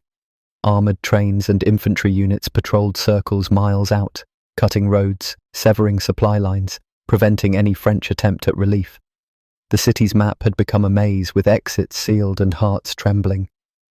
Inside, the psychological battle raged. Newspapers that once declared bravado now reported rationing, civilian committees, and pleas for calm. Public morale became a front of its own. Clubs organised distributions of soup. Bakeries dispensed bread by weight. Posters declared liberty through resistance. Yet in private homes, voices trembled over the threat of starvation. Children asked if they would ever go to school again. Parents forced uncertain smiles and hope on sick faces. Even the defenders learned that drab uniforms did not equate to readiness. Many recruits had no training, some rifles jammed. Officers improvised tactics, using city alleys as defence lines or converting parks into supply dumps, but the enemy was methodical. Prussian engineers dug tunnels, laid telegraphs and planned slow entry points to weaken defences. Paris was resisting, but the machinery closed in inexorably. Every day the horizon brought new anxiety. Smoke from fires haunted the skyline. Tension crackled in the cold air. Rumours of internal dissent circulated. Some feared betrayal from collaborators. Others whispered of desperate generals advocating surrender. Yet silence reigned in public offices. Speeches grew sombre, and once optimistic crowds hardened into silent watchers. And still, the shells came. They shattered rooftops at dawn, collapsed walls at midnight, ended lives without warning. Parisians counted the times their neighbours became casualties. Each explosion scarred the city's soul. Yet resistance continued. Each time the Prussians advanced, defenders rushed into fallen streets, patching barricades, nursing the wounded, urging each other forward. For the government, these were dire days. Leaders met in dim rooms beneath city halls. Strategies were debated, ration plans drawn, volunteer brigades organised. There was no army left to command, only the will of citizens and the resolve of a fledgling republic. Every order weighed heavy, decisions meant lives, and there was no margin for error. The siege had begun not just as a military operation, but as a contest for the spirit of Paris. Would the world's cultural capital stand tall under bombardment? Or would fear, hunger, defeat its people before the guns, unseen in the trenches, unseen in the smoky streets? The next chapter of the war was being written not by generals but by civilians. And as night fell over the candle-lit alleys, one question echoed in every silent room. How long could hope hold out when Paris itself was under siege? The sky above Paris that winter was filled with something strange, gleaming against the grey horizon, the faint, billowing arcs of hot air balloons drifting beyond the city walls. From below, residents looked upward with mingled dread and wonder. The Prussian siege had turned Paris into a fortress under clouded skies, its borders sealed, its people trapped. And yet, above the rooftops, those balloons carried hope, messages, news, pleas and plans, rising, escaping, never to return. This was the city's desperate ingenuity, its silent rebellion, balloons over Paris. Down below, the capital was suffocating under starvation and fear. Communication lines were cut, telegraph wires lay severed. The outside world seemed unreachable. Inside the encircled city, rumours spread faster than facts. Food was scarce, newspapers dwindled, and official proclamations offered only half-truths. Silence had descended. Into that silence floated balloon pilots, brave, determined souls risking everything to break the blockade. The process was extraordinary, filling large silk or rubber balloons with hydrogen, a dangerous gas made from iron filings and acid. Crews laboriously inflated them on rooftops and wide fields, in bitter cold and under the watch of nervous crowds. Each balloon carried a wicker basket, cramped, freezing, and rattling with equipment and ballast sacks. Inside, a pilot and messenger huddled, clutching sealing wax or glue for pigeon vans, letters tied with strings, and small packages with vital information. When the balloon lifted off, it was alone in the wind, rising through the gloom, carrying a city's last ties to the world. The pilots were heroes of endurance.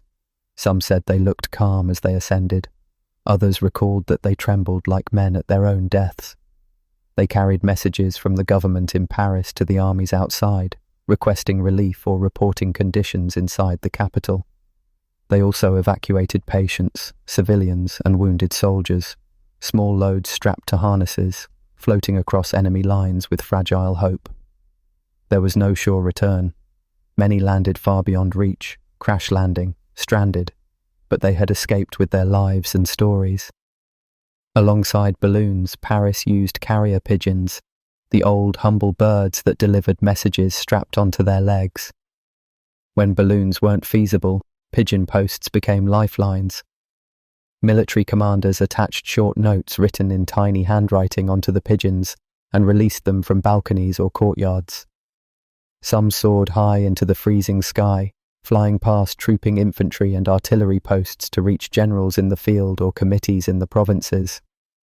Citizens watched them go, hearts aching. When a pigeon returned with a note, a scrap of news from home, it was greeted like a miracle. Behind these efforts were ordinary men and women caught in extraordinary roles. Balloon operators were engineers or postal clerks thrust into aeronautics. Pigeon handlers were hairdressers, secretaries, or bakers who had learned to care for a fragile bird. They became operators of civilian war machines, their everyday skills transformed overnight by necessity. Many worked by candlelight in hidden workshops, forging pigeon capsules, sealing balloons, or organizing secret flights, all under the threat of Prussian raids or artillery bombardment. The psychological weight of this work was immense. Every balloon launch was a gamble. Pupils from the École Polytechnique whispered prayers as they filled hydrogen tanks. Nurses watched tearfully as wounded men were strapped into gondolas. Each ascent was a farewell and a risk. Families waited on rooftops, hoping to glimpse the floating vessel one last time, or to see it form a pinpoint in the distance that meant they still mattered.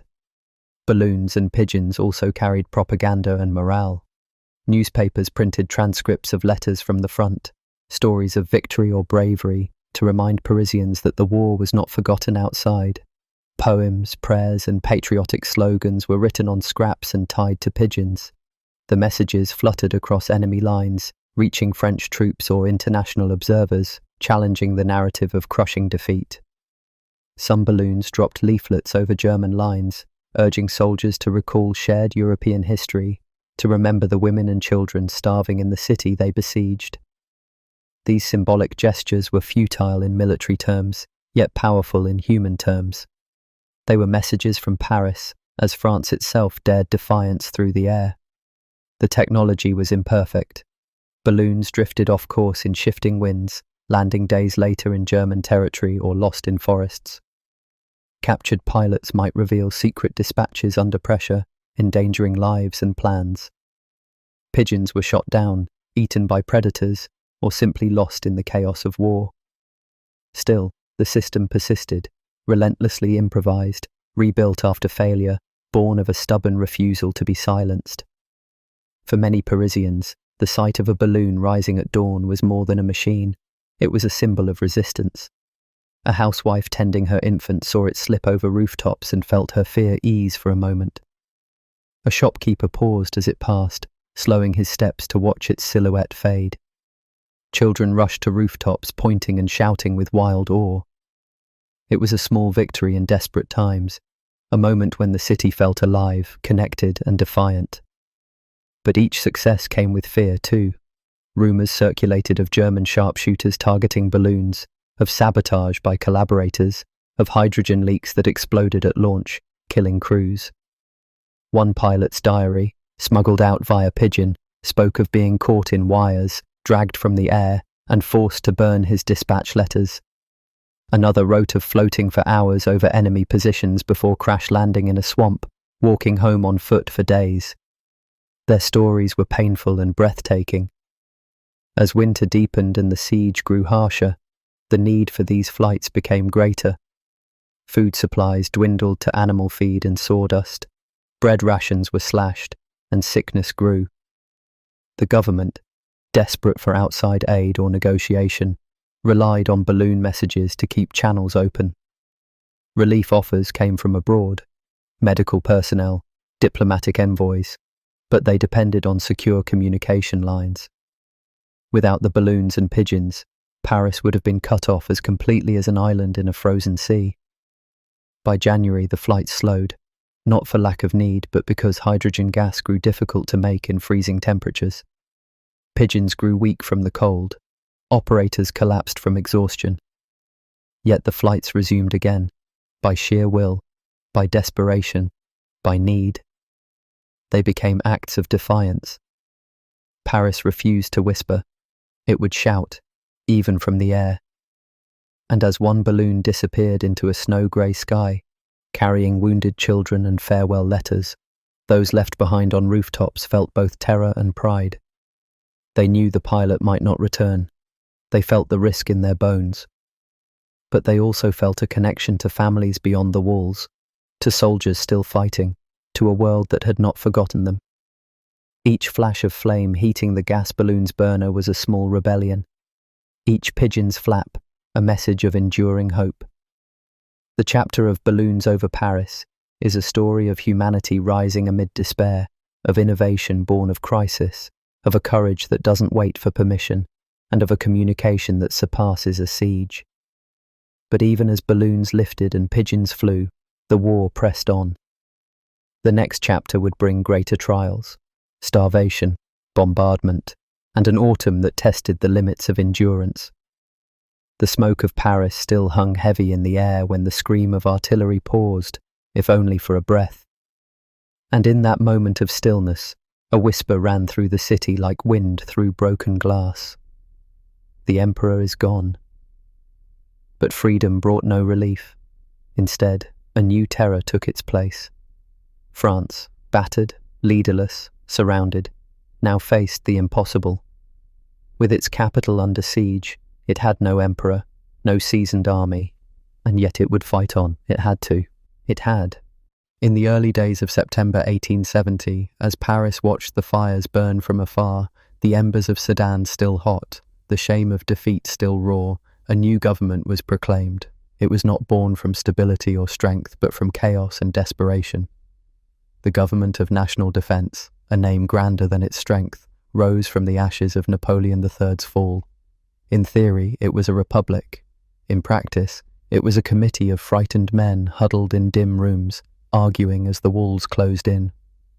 General Trochu, a devout Catholic and an old-school soldier, took command. He had once penned essays on military theory.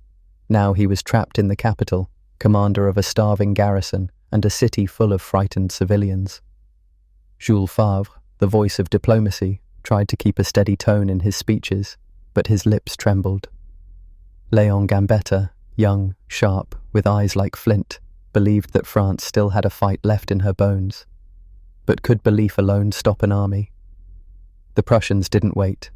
They encircled Paris with chilling precision, like tightening a noose. Their siege lines wrapped around the city, cutting off food, fuel, letters, hope. Within days, the railways were gone, telegraph lines were cut. Newspapers shrank in size as paper ran out and rumours took their place. There was no way in or out, not by road, not by wire, not by rail. And so the city improvised. While horses pulled cannons, others were eaten. While gas lamps flickered, oil ran low. And while the government scrambled, a new question spread in the alleys and cafes. Can we still resist? The people of Paris, tired and trembling, wanted to believe the answer was yes. The government needed it to be. Outside the capital, things were even worse. France, the old France, proud France, found itself scraping together armies from scratch. There were no legions of trained soldiers left. Most had been captured or killed in the early defeats. So the Government of National Defense began calling upon boys barely old enough to shave and old men with shaking hands and aching knees. They wore mismatched uniforms, their rifles jammed. Some had never even fired a shot before being marched to the front. And yet they came. From Bordeaux to Tours, from Lyon to Rouen, raw recruits answered the call. They drilled in frozen fields and muddy barns. They sang old songs to warm their spirits. Some believed in the Republic, others simply wanted to protect their homes. Many knew deep down that they were marching toward death. And still, they marched.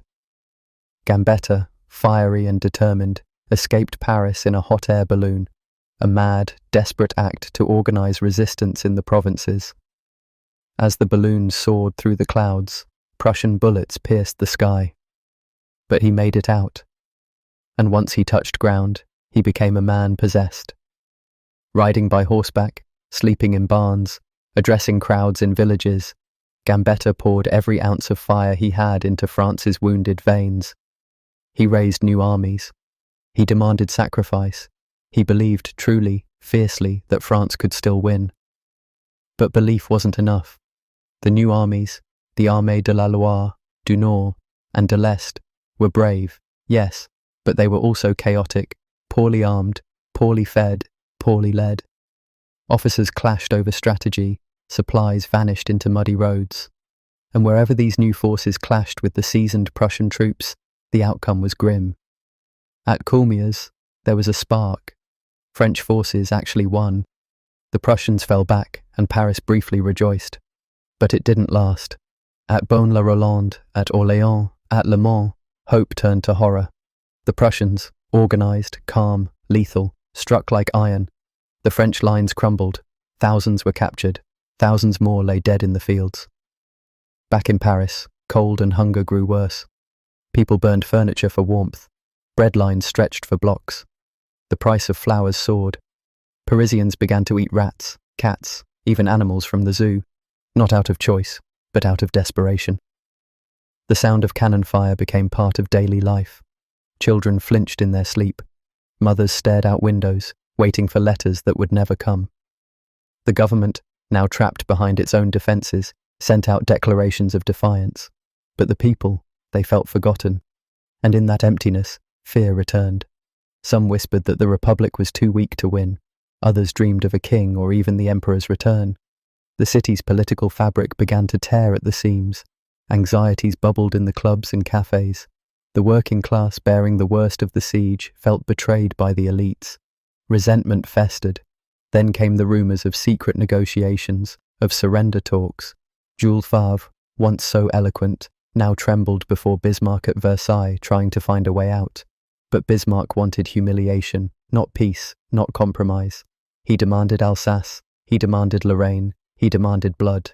And as Gambetta raged from the provinces and Trochu stalled in the capital, the people of Paris began to turn inward. Some prayed, others plotted. By early January, the siege had lasted for over 3 months. The government had tried to break out of the city twice. Both times, French forces had been repelled with heavy losses. The river Seine froze. Food stores ran dry. And as the new year dawned, it brought with it a single question. How much longer can we hold on? Gambetta begged the provinces for one more push, one more offensive, one more miracle. The army of the East under General Bourbaki was sent toward Belfort, trying to outflank the Prussians. But nature itself turned against them. Snow buried the roads, temperatures dropped. Soldiers marched with frozen toes and empty bellies. When Bourbaki's offensive collapsed, thousands of French troops staggered toward the Swiss border, beaten, starving, frostbitten, and surrendered themselves for internment. Back in Paris, there was nothing left to try. Trochu, once the capital's defender, handed over power. Favre, desperate, agreed to meet Bismarck again. And this time, there were no speeches, no declarations, just silence and signatures. An armistice was signed on January 28, 1871. Paris would be allowed to live, but it would do so in shame. The Prussians entered the city, not all of it, but just enough to leave a scar. German boots echoed down the Champs-Élysées. The people of Paris, too proud to shout, stood in silence. Some wept, others turned their backs. A foreign flag flew over the Arc de Triomphe briefly, but long enough. France's defeat was not just military, it was psychological, it was spiritual. The Second Empire had ended in disgrace. The republic that followed had crumbled under the weight of siege and sorrow. And yet, something stirred beneath the ruins. The war was not truly over, not in the hearts of the people, not in the streets of Paris. Because while the cannons now fell silent, another kind of battle, a civil one, was about to explode. As the government, now relocated to Bordeaux, tried to rebuild, and Prussian troops began to withdraw, Paris grew restless, angry, betrayed. It had survived the siege, endured the hunger, and now, after all that, it was to be surrendered, left in the cold. Whispers turned to shouts, meetings turned to riots. A spark was all it would take, and that spark was coming. Rain lashed the muddy roads of central France as soldiers, barely trained, barely fed, barely men, trudged through the freezing muck. The sound of boots slapping in sludge echoed like a grim metronome to the rhythm of a desperate republic at war. Somewhere near Orléans, on a wind-choked November morning, a boy no older than 16 clutched a rusting rifle, his fingers wrapped tight around cold metal, his face paler than the fog swallowing the Loire River. He had never fired a weapon in his life. Now he was being asked to save a nation. This was not Napoleon's army. This was not the proud imperial force that had once terrified Europe. The old Second Empire had crumbled into dust after Sedan, and what rose in its place was a government built on panic and hope, a fragile scaffolding of lawyers, teachers, doctors, farmers, civilians turned soldiers by necessity. The French government of national defence, formed in the chaos after Napoleon III's capture, had promised to resist, to reclaim, to redeem. But promises didn't stop bullets. After Paris fell under siege, the fight spilled outwards. France did not surrender, it scattered. The war wasn't over, it simply changed shape. While Prussian troops choked the capital from all sides, the heart of France beat on from the countryside and from the south, down the fertile, fog-thick corridor of the Loire River. A desperate gamble began to take form. This was the Loire campaign. At its centre stood General Louis Dorel de Paladines, a name now nearly forgotten but once whispered across every table in Tours and Orléans. An experienced officer, aged and cautious, Dorel had little faith in glory. What he had instead was the impossible task of shaping an army out of smoke. Recruits poured in, young and old, shoemakers and schoolteachers, ragged patriots from every shattered corner of France. By late October of 1870, nearly 1,000 troops had been scraped together under his command. On paper, they were an army. In reality, they were a question mark, an untested force stitched from panic, nationalism, and whatever uniforms could be scavenged from abandoned barracks and dead men's backs. But then, in an unexpected stroke of fortune, came Coulmiers. On November 9th, Dorel's raw army met the Bavarian forces of General von der Tann near the small village of Coulmiers.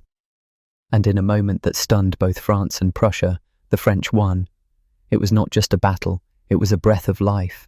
The French used their superior numbers, the element of surprise, and sheer desperation to overwhelm the Bavarians, forcing them to retreat and leaving Orléans free. Church bells rang across the Republic. Newspapers declared a turning point. The myth of Prussian invincibility cracked, if only for a moment, but that moment was fragile, and the victory misleading. Behind the celebration, the truth was less triumphant. Dorel hesitated to pursue the retreating Bavarians. He worried rightly that his army was too green to push further. Supplies were thin, discipline was weak, and many of his men had never seen combat before Coulmiers. He held his line rather than advance, and that pause gave the enemy time to regroup. Bismarck and the Prussian High Command would not allow a single French victory to grow into a rebellion, and so they responded with force. Reinforcements poured south. General Friedrich von Werder from Alsace, the redoubtable Prince Friedrich Karl from the east. They came with veteran troops, with artillery, with orders to crush this uprising before it spread like wildfire. The stage was set for a brutal winter campaign in the heart of France, one filled with snow, starvation, shattered hope, and rivers red with regret. By December, the hammer came down at Beaune-la-Rolande, at Loigny, at Orléans. Names now mostly forgotten outside textbooks, blood was spilled in waves.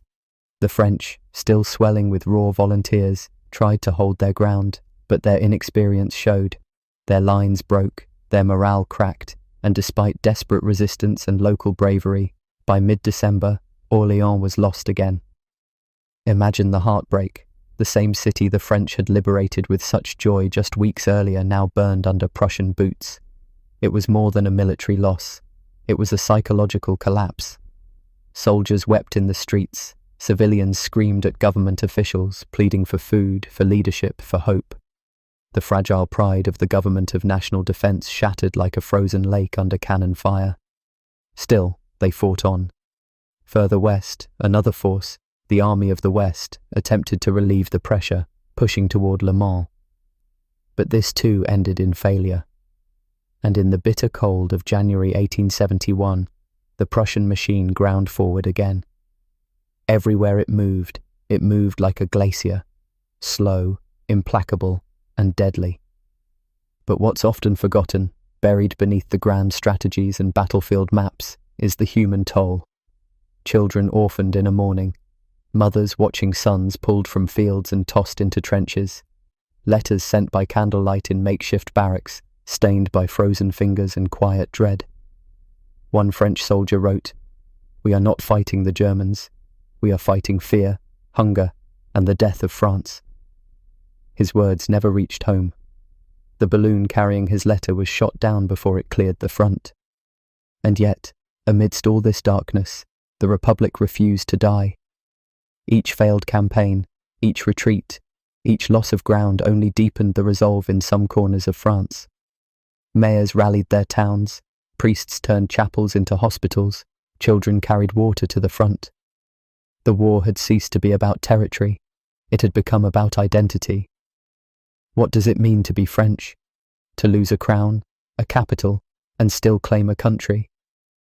By the time the Loire campaign fizzled to its tragic end in early January, the grand ambitions of the national defence had collapsed into a muddy reality.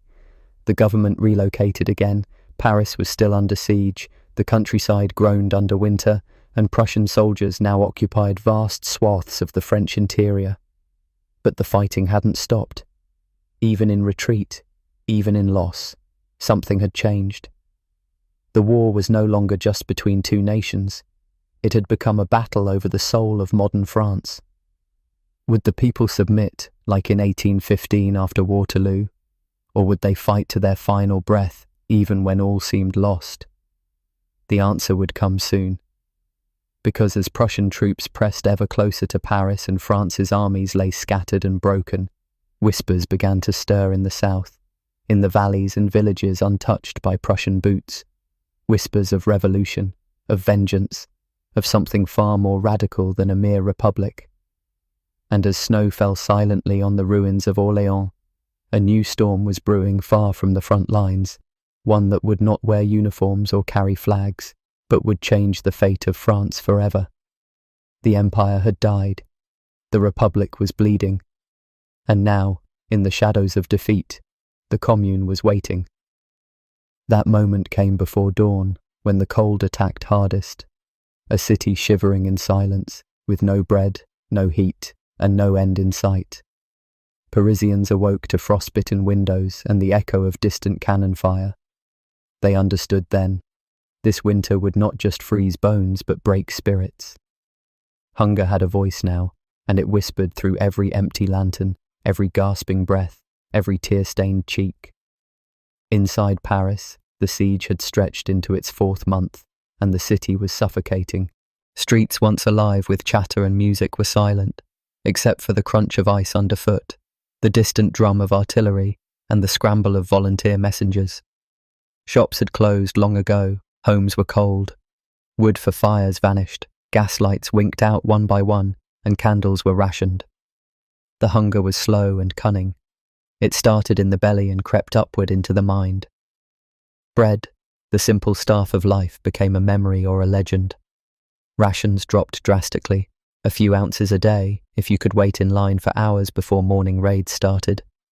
Meat was banned. Milk for infants was nearly impossible to find. People scavenged, tree bark roasted into coarse flour, petal tea ranked as a drink. Some cooked raccoon, rats, pigeons, even zoo animals. The famed Parisian cafe culture vanished. Cafe patrons now were ghosts. Starvation showed its face in the eyes of citizens. Thin mothers bundled children, shifting with every shiver. Soldiers who had once marched with pride huddled in their fraying coats, shaking in rows like failing hymns. Grocery clerks counted ration cards with trembling hands. Doctors wrote letters on scraps. Because of hunger and because of cold, our muscles fail. We sneeze scaled skin. We carry pathogens stronger than bullets. Meanwhile, bombs rained stones on rooftops. Long-range Prussian artillery had taken positions on the hills surrounding Paris. Each shell was more than destruction. It was a message that the city was not just surrounded but under unrelenting pressure. Windows shattered at midnight, churches caught fire, and street lamps collapsed in smoky flashes. Some nights, shells carved flaming lines across the sky, reminding everyone that life was fragile and that death was patient. Families huddled in basements, hearing each explosion like a visitation. In hospitals, the wounded lay shivering on straw mattresses, half frozen, half fed, half forgotten. The staff, mostly volunteers, old nurses, young students, worked in cramped corridors. They washed frostbite in bandages, fed the starving, soothed despair. Some wrote in secret journals. A child died in my arms at dawn. His mother lay beside him, more lifeless than her son. Children became pale shadows of childhood. Mothers hid their hunger to feed them. Fathers tried to cheer clinging toddlers with nursery rhymes, but their voices cracked. Schools emptied, stories turned grim. Even pets vanished. A stray cat became sustenance. Pigeons, once the messengers of fate, were now dinner. Hope felt ember faint, but still, people tried to fan it. At the government offices, behind barricaded windows, officials argued through fogged breath. Trochu commanded new sorties to break the lines, but could only muster ragged volunteers. Gambetta's calls to the provinces for relief grew fainter in the wind. Coordination fractured. Internal disputes between radicals demanding resistance and moderates calling for negotiation grew heated under candlelight. In meetings, voices cracked at mentions of surrender. Diplomacy felt like betrayal. News from outside was both a lifeline and a torment. Balloons still carried some letters, some medicine, but flights slowed under freezing hydrogen hoses and gunfire. Pigeons flew less often, many dropped frozen mid-air. Press prints grew smaller. Headlines urging defiance looked hollow next to stories of orphans scavenging for coal. Letters intercepted across the lines carried promises of food convoys but turned out to be empty. Yet amid this winter of despair, small fires of humanity burned bright. Neighbours shared soup even when suspicious of each other. Foreign doctors slipped into the city with medical kits, saved lives by candlelight. Street performers sang quietly under lantern light to raise spirits. Workers organised clandestine bakeries in cellar rooms, using raided grain stores. Children exchanged drawings. Paris, we love you, etched in charcoal on tattered walls. One particularly cold night in late December, near Montmartre, a group of volunteers huddled around a small urn of soup. The flames in the pot danced as they shared slices of bread. A young woman, her cheeks sunken but her eyes clear, whispered, "We live so our children can remember a free Paris." Her words passed silently through the hush, resolve against despair. The Prussians, meanwhile, did not rest. Sentries patrolled closer, shells fired closer. Parisians knew the next weeks could bring an assault or, worse, siege starvation. Supply wagons outside were sent to intercept pillagers. Rumours circulated that the Prussians considered starving the city into submission. The cold was no longer just weather, it was weaponized. And with each tragic death from cold or hunger, the government's mandate weakened. Rumours of a secret armistice floated among cafes, whispers that Trochu's negotiators were being pressured to surrender. Some radicals plotted revolts. Some moderates begged for peace. Shock turned to fractures, fear turned to accusation. Still the people, against all logic, held on. For every body frozen in a stairwell, another citizen lit a candle. For every rationed slice of bread, someone sang a song. For every shell that fell, a flag fluttered defiantly. Parisians had no army, they had no emperor, but they had each other. But the winter moved eastward, and the calendar approached January. No supply relief, no mass escape, only the cold and the artillery and the faint sound of hope cracking. Debates raged. Is resistance still possible, or is surrender inevitable? The next chapter would answer, and would not spare the truth of what Paris endured. The mirrors reflected something far more haunting than splendour. In the gilded Hall of Mirrors at Versailles, a place once crafted to showcase French glory and absolute monarchy, stood Wilhelm of Prussia, straight-backed, emotionless, his eyes fixed not on the past, but on the new world he was about to usher in. It was January 18th, 1871. The cold air inside the palace matched the frost that still blanketed the siege-worn lands outside. Then came the words, proclaimed not in French but in thunderous, clipped German. Kaiser Wilhelm I, Wilhelm, Emperor of Germany. The cheers that followed didn't come from Parisians. They echoed off the mirrored walls from the throats of German princes, officers and nobles. Their voices rang out not just with pride but with the cold, sharp finality of triumph. In that moment, France was not only defeated militarily, she was humiliated ceremonially, symbolically. The very heart of her royal legacy had become the cradle of a newborn empire, one forged in the smoke and fire of war. It was a bitter ceremony, born out of fire, blood, and politics, a culmination of decades of German fragmentation, now unified under a single crown. Prussia had not just won a war, it had birthed a nation. But how did it come to this?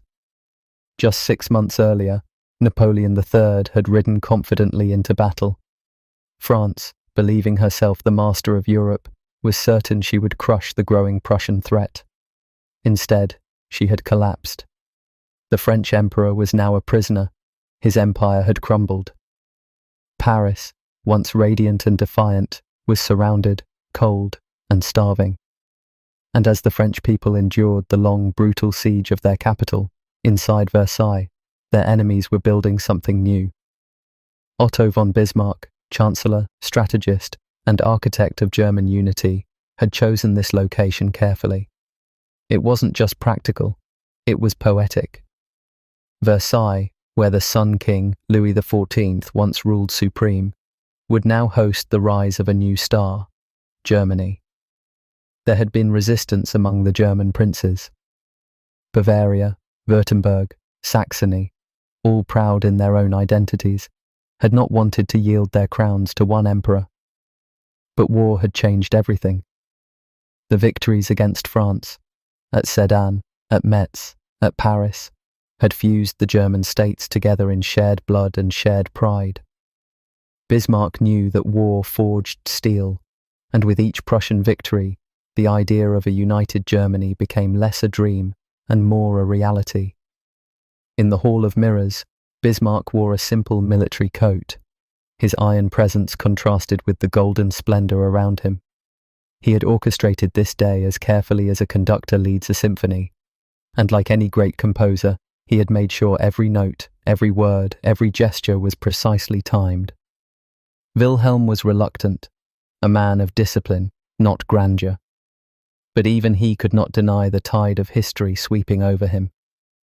The title Emperor was foreign to his cautious temperament. He feared the ambitions it might spark, the revolts it could invite.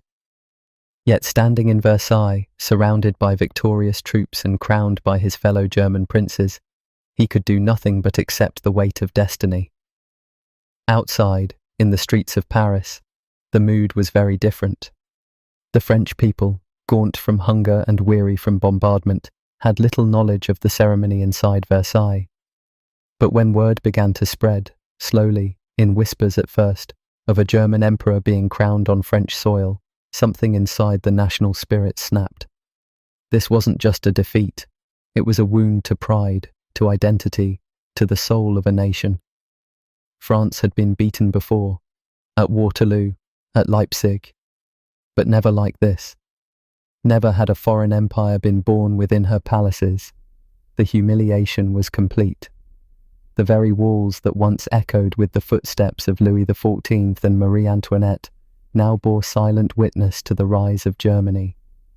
The symbolism was not lost on anyone. Even in Berlin, not all were celebrating. There were voices who warned of arrogance, of overreach. Germany had been united, yes, but through war, not peace, through fear, not consensus. What would this unity cost in the years to come? For now, though, such questions were buried beneath the thunder of drums and the glint of bayonets. The war was not over, not officially. Paris still held out. French resistance still flickered. But after this day, no one could doubt the outcome. The birth of the German Empire had changed the balance of Europe forever. The world watched in awe and fear. Back inside the Hall of Mirrors, as the applause faded and the cold settled in once more, Wilhelm turned from the assembled guests. He was now Kaiser Wilhelm I, but in his eyes there was no jubilation, only weight. Outside, as Prussian cannons still loomed over the rooftops of Paris, families huddled in cellars. Dogs, cats, any animal that could be caught had already disappeared from the streets. Even the zoo was emptied. The city was starving, the people were desperate. But even in the depth of suffering, a stubborn flame still burned. The French were down, but they were not broken. Some whispered of revenge, others wept in silence. Many simply waited for something, anything, to bring this nightmare to an end. The crowning of Wilhelm was more than just a military insult. It was a psychological blow. It meant that even if France survived the siege, she had already lost the future. Across Europe, newspapers ran with the story. Headlines declared the dawn of a new age. Germany had arrived, not as an idea, but as a force. In London, politicians debated what this shift meant for Britain's place on the continent. In Vienna and Rome, leaders reconsidered their alliances. In St. Petersburg, the Tsar observed with cautious interest. But in France, a new chapter of bitterness began to write itself. People carved out memories of this day, etched them into their hearts, not just as a loss, but as a betrayal. Versailles had become a scar, and scars, as history often proves, do not fade, they harden. From school children to soldiers, a new generation of French citizens would grow up with the image of a German emperor crowned in the seat of French kings. It was not something easily forgiven, nor easily forgotten. And so, as the sun set over Versailles and cast long shadows through the Hall of Mirrors, no one could have imagined that this very room, this stage of triumph, would one day host another kind of reckoning. Not in 1871, but in the years to come. Because history, like a wheel, turns. And France, though humiliated, was far from finished. The guns were still loaded, the wounds still raw, the war still lingering in every street and home.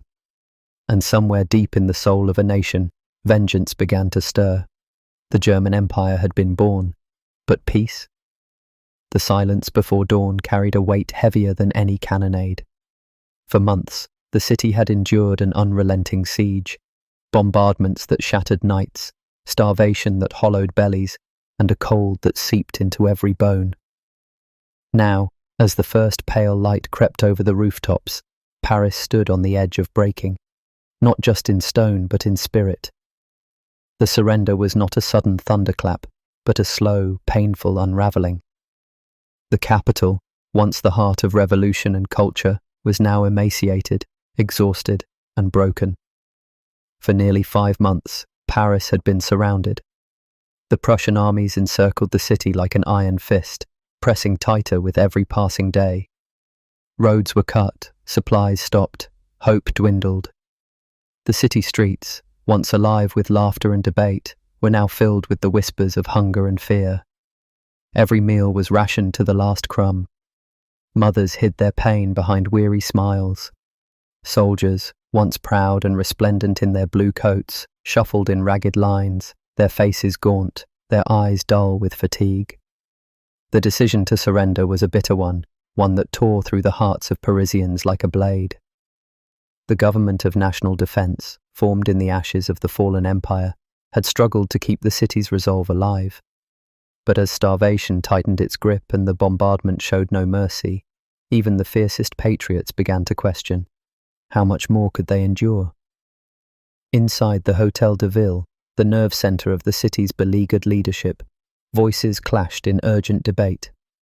General Trochu, once resolute in his determination to hold the city at all costs, found his strength waning. Reports came in, children fainting from hunger, factories shuttered, hospitals overwhelmed with the sick and wounded. The morale of the troops was fracturing. The people's endurance was crumbling. Outside, the streets told the true story. Shops stood empty, windows boarded up. The smell of smoke from burning wood mingled with the acrid scent of gunpowder. Citizens formed silent lines for their meagre rations, often less than half a loaf of bread per day. Rats, once pests, had become a source of desperate food. Pets disappeared, and even the zoo had been emptied, its animals slaughtered for survival. As winter tightened its icy grip, the cold was as much an enemy as the Prussians beyond the walls. Fires dwindled to embers. Children shivered in threadbare clothes. The city's hospitals, understaffed and undersupplied, struggled to care for the sick. Doctors wrote grim letters.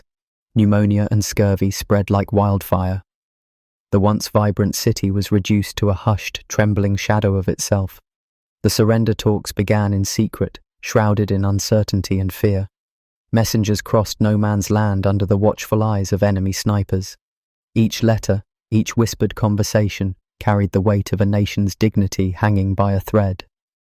The Prussians demanded unconditional surrender, terms that many in Paris found unbearable.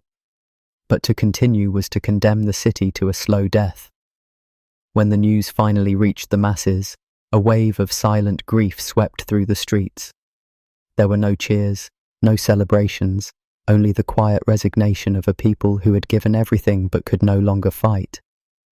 Parents held their children close, trying to shield them from the crushing reality. Soldiers folded their flags, faces etched with sorrow and shame. The day of surrender was shrouded in cold fog and grey skies, a fitting backdrop for a city steeped in sorrow. Parisians watched from windows and doorsteps as Prussian troops marched through their streets, the clatter of boots a harsh drumbeat against the silence. Some turned away in tears, others stood stiffly, pride intact despite defeat. In the days that followed, the scars of war were everywhere. Buildings lay in ruins, homes abandoned. The Seine ran dark with debris. The once grand boulevards felt like haunted corridors. Yet amid the rubble, life stubbornly persisted. Vendors set up stalls with what little food remained. Children played quietly, their laughter fragile but real. The spirit of Paris, though battered, had not been extinguished. The surrender was not the end of the story. It marked a new beginning, fraught with challenges, rebuilding, and reflection. The fall of Paris was a wound that would take generations to heal, a memory etched deeply into the soul of France.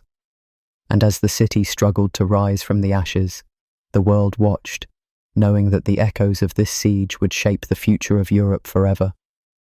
The war had ended, but the consequences, the losses, the pride, the lessons, were only just beginning. What would become of France, of Germany, of a continent forever changed by the fires of this brutal conflict? The answers, like the city itself, lay in the uncertain dawn that stretched ahead. The war had ended, but the wounds it inflicted were far from healing. In the grand, ornate city of Frankfurt, far from the battlefields and broken streets of Paris, the victors and the vanquished gathered to draw the new map of Europe, one that would forever change the lives of millions. The Treaty of Frankfurt was not just a piece of paper.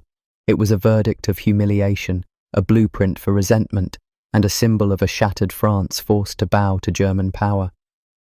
On a cold May day in 1871, the representatives of France and the newly proclaimed German Empire came together in the city's grand halls. The mood was tense, heavy with the gravity of what was to be decided. France, exhausted and defeated, faced terms dictated by the sharp minds and stern wills of Bismarck and the German High Command. The atmosphere was thick with silence and unspoken anger. The treaty's terms were brutal. France was forced to cede the rich industrial regions of Alsace and part of Lorraine, territories soaked in history, culture and blood, to Germany. This loss was more than just land. It was a blow to French identity and pride. The people who lived there, many of whom considered themselves French, were suddenly subjects of a foreign empire. Families were split, languages forbidden, and allegiances tested. For the French, the loss was a bitter pill, swallowed only under duress. Alongside the territorial loss came a crushing financial penalty. France was ordered to pay an indemnity of 5 billion francs, a staggering sum for any nation, let alone one reeling from war. This payment was a clear message. The price of defeat was not just humiliation, but economic strain. The indemnity was meant to cripple France's ability to retaliate, to buy time for Germany to secure its newfound dominance. Yet in the hearts of many French citizens, it only fueled the desire for revenge, the revanche that would simmer beneath the surface for decades. The treaty also stipulated the occupation of parts of France by German troops until the indemnity was fully paid, a constant reminder of defeat and submission. German soldiers marched through French towns and cities, their presence a daily humiliation. This occupation disrupted daily life, drained local resources, and deepened the divide between the two nations.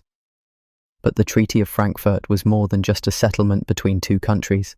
It was a symbol of a new once European a dominant order. Force, was humbled and isolated. The German Empire stood The at the shift centre, rattled the established powerful and balance of unified power, for the first forcing time other in nations centuries. to reconsider their alliances and strategies. For ordinary people, the treaty's impact was immediate and personal. Soldiers returned to find their homes changed, neighbours turned strangers, and futures uncertain. Farmers and factory workers faced new taxes and economic hardship as France struggled to pay its debt. Children learned in schools that their country's borders had changed, their textbooks rewritten to reflect a painful new reality. Despite the harsh terms, the treaty planted seeds of hope and resilience. French politicians and citizens vowed not to forget Alsace and Lorraine, not to accept defeat as permanent. The idea of reclaiming the lost territory became a rallying cry, a unifying purpose for the fractured nation. This spirit would shape France's politics, culture and military ambitions for decades to come. On the German side, the treaty was celebrated as a triumph of diplomacy and military might. Bismarck's vision of a united Germany was realized, and the empire's status on the world stage was secured. Yet even among the victors, there were whispers of caution.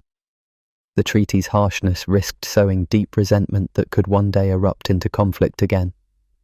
The fragile peace was built on uneasy foundations.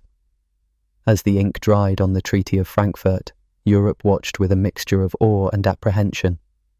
The war had ended, but the consequences rippled far beyond the battlefield. Borders had shifted, alliances reformed, and old rivalries reignited. The treaty was both an ending and a beginning, a chapter closed with a heavy hand, but a story far from over.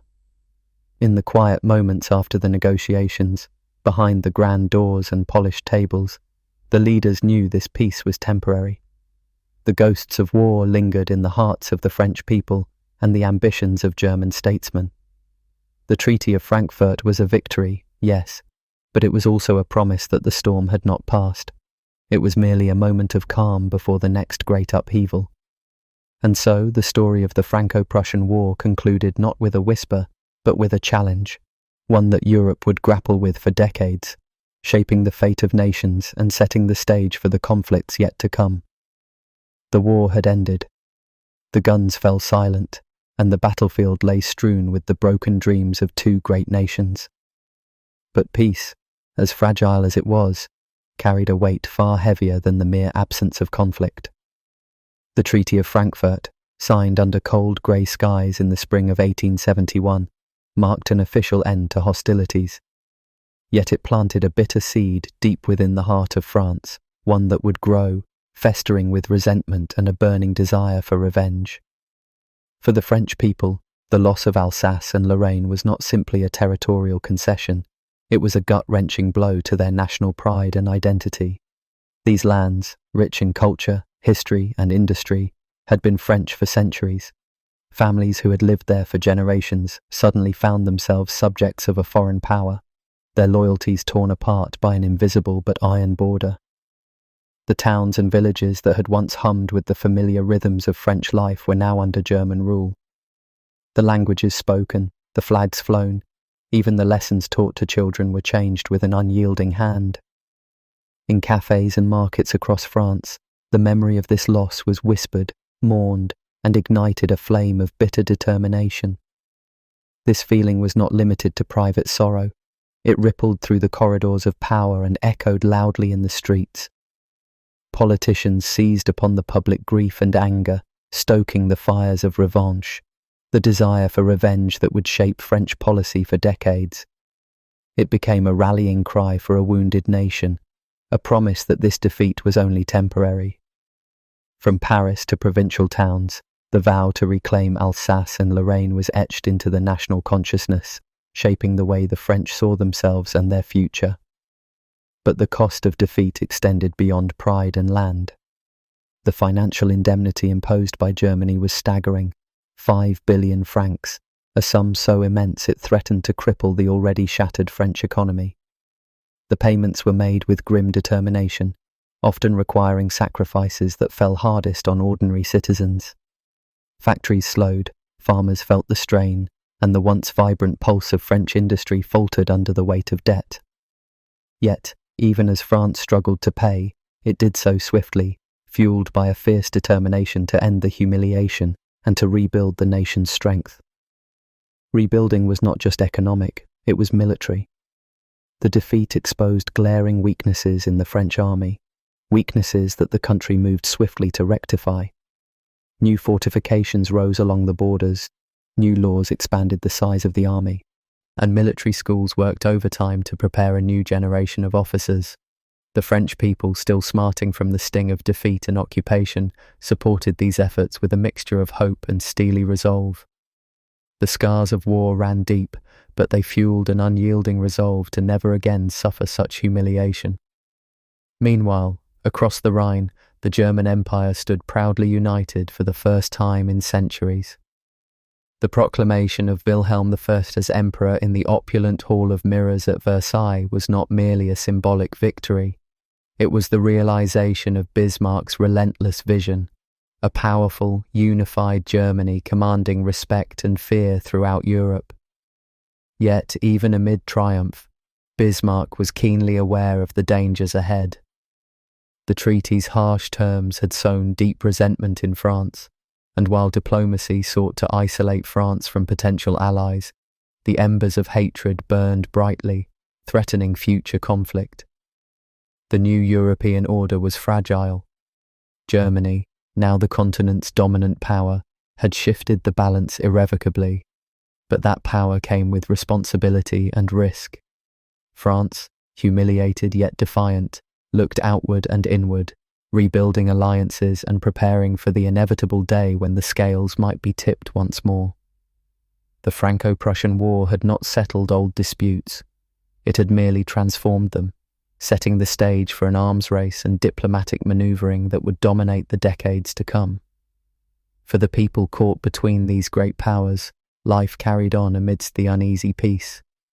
Soldiers who had faced the horrors of battle returned to towns marked by loss and change. Families mourned those who never came home and struggled to understand a world forever altered by war. Children learned new histories, told from a perspective shaped by defeat or victory. The trauma of the war was etched not only in politics and treaties, but in the very fabric of society. As Europe moved forward, the consequences of the Franco-Prussian War lingered like a shadow. The bitter peace forged in Frankfurt was a fragile ceasefire, a calm before the storm. Old grudges, nationalistic fervour, and the scars of defeat simmered beneath the surface, waiting for the spark that would ignite another, even greater conflict. The war had changed borders and governments, but it had also changed the hearts of men and nations. The Franco-Prussian War was not simply a chapter in history, it was a prologue to the 20th century's great upheavals. The seeds sown in those years, resentment, revenge, and rivalry, would grow into the devastating conflagration of World War I, shaping the course of history in ways no one could yet imagine. The echoes of 1870 and 71 would ring out loud and clear for decades, a grim reminder that the cost of war is not measured only in lives lost, but in the wounds left behind. And so, as the guns fell silent and the treaties were signed, the story was far from over. Europe stood at a crossroads, its future uncertain, and its past heavy with lessons learned in blood. The flames of vengeance and hope flickered side by side, warning that peace is often only temporary, and that history has a way of repeating itself when its wounds are left unhealed. When the last cannon fell silent and the smoke cleared from the fields of Sedan and the streets of Paris, it revealed a Europe irrevocably changed. The guns were quiet, but a new, more profound conflict had just begun, one that would smoulder in the hearts of millions for generations. For Germany, the war was a triumphant birth. From the gilded Hall of Mirrors in Versailles, a unified empire emerged, imperious and powerful, its borders secured by blood and iron. Bismarck's dream was realized, but it was a dream built upon the nightmare of another nation. For France, the surrender was not an end, but a deep, festering wound. The loss of Alsace-Lorraine became more than a line on a map. It was a scar on the national soul, a daily reminder of humiliation. The cry for revanche, revenge, became the unspoken vow of a generation. It was a promise whispered in schoolyards, debated in parliaments, and planned in military academies. The bitter peace was not a resolution. It was merely a ceasefire.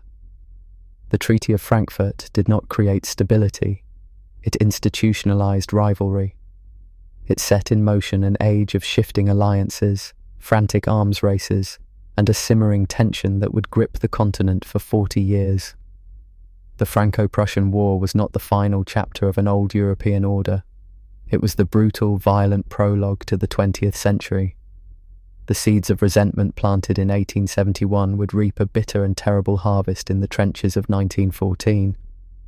And so, the true legacy of this war lies not in the empire it created, but in the far greater war it made inevitable.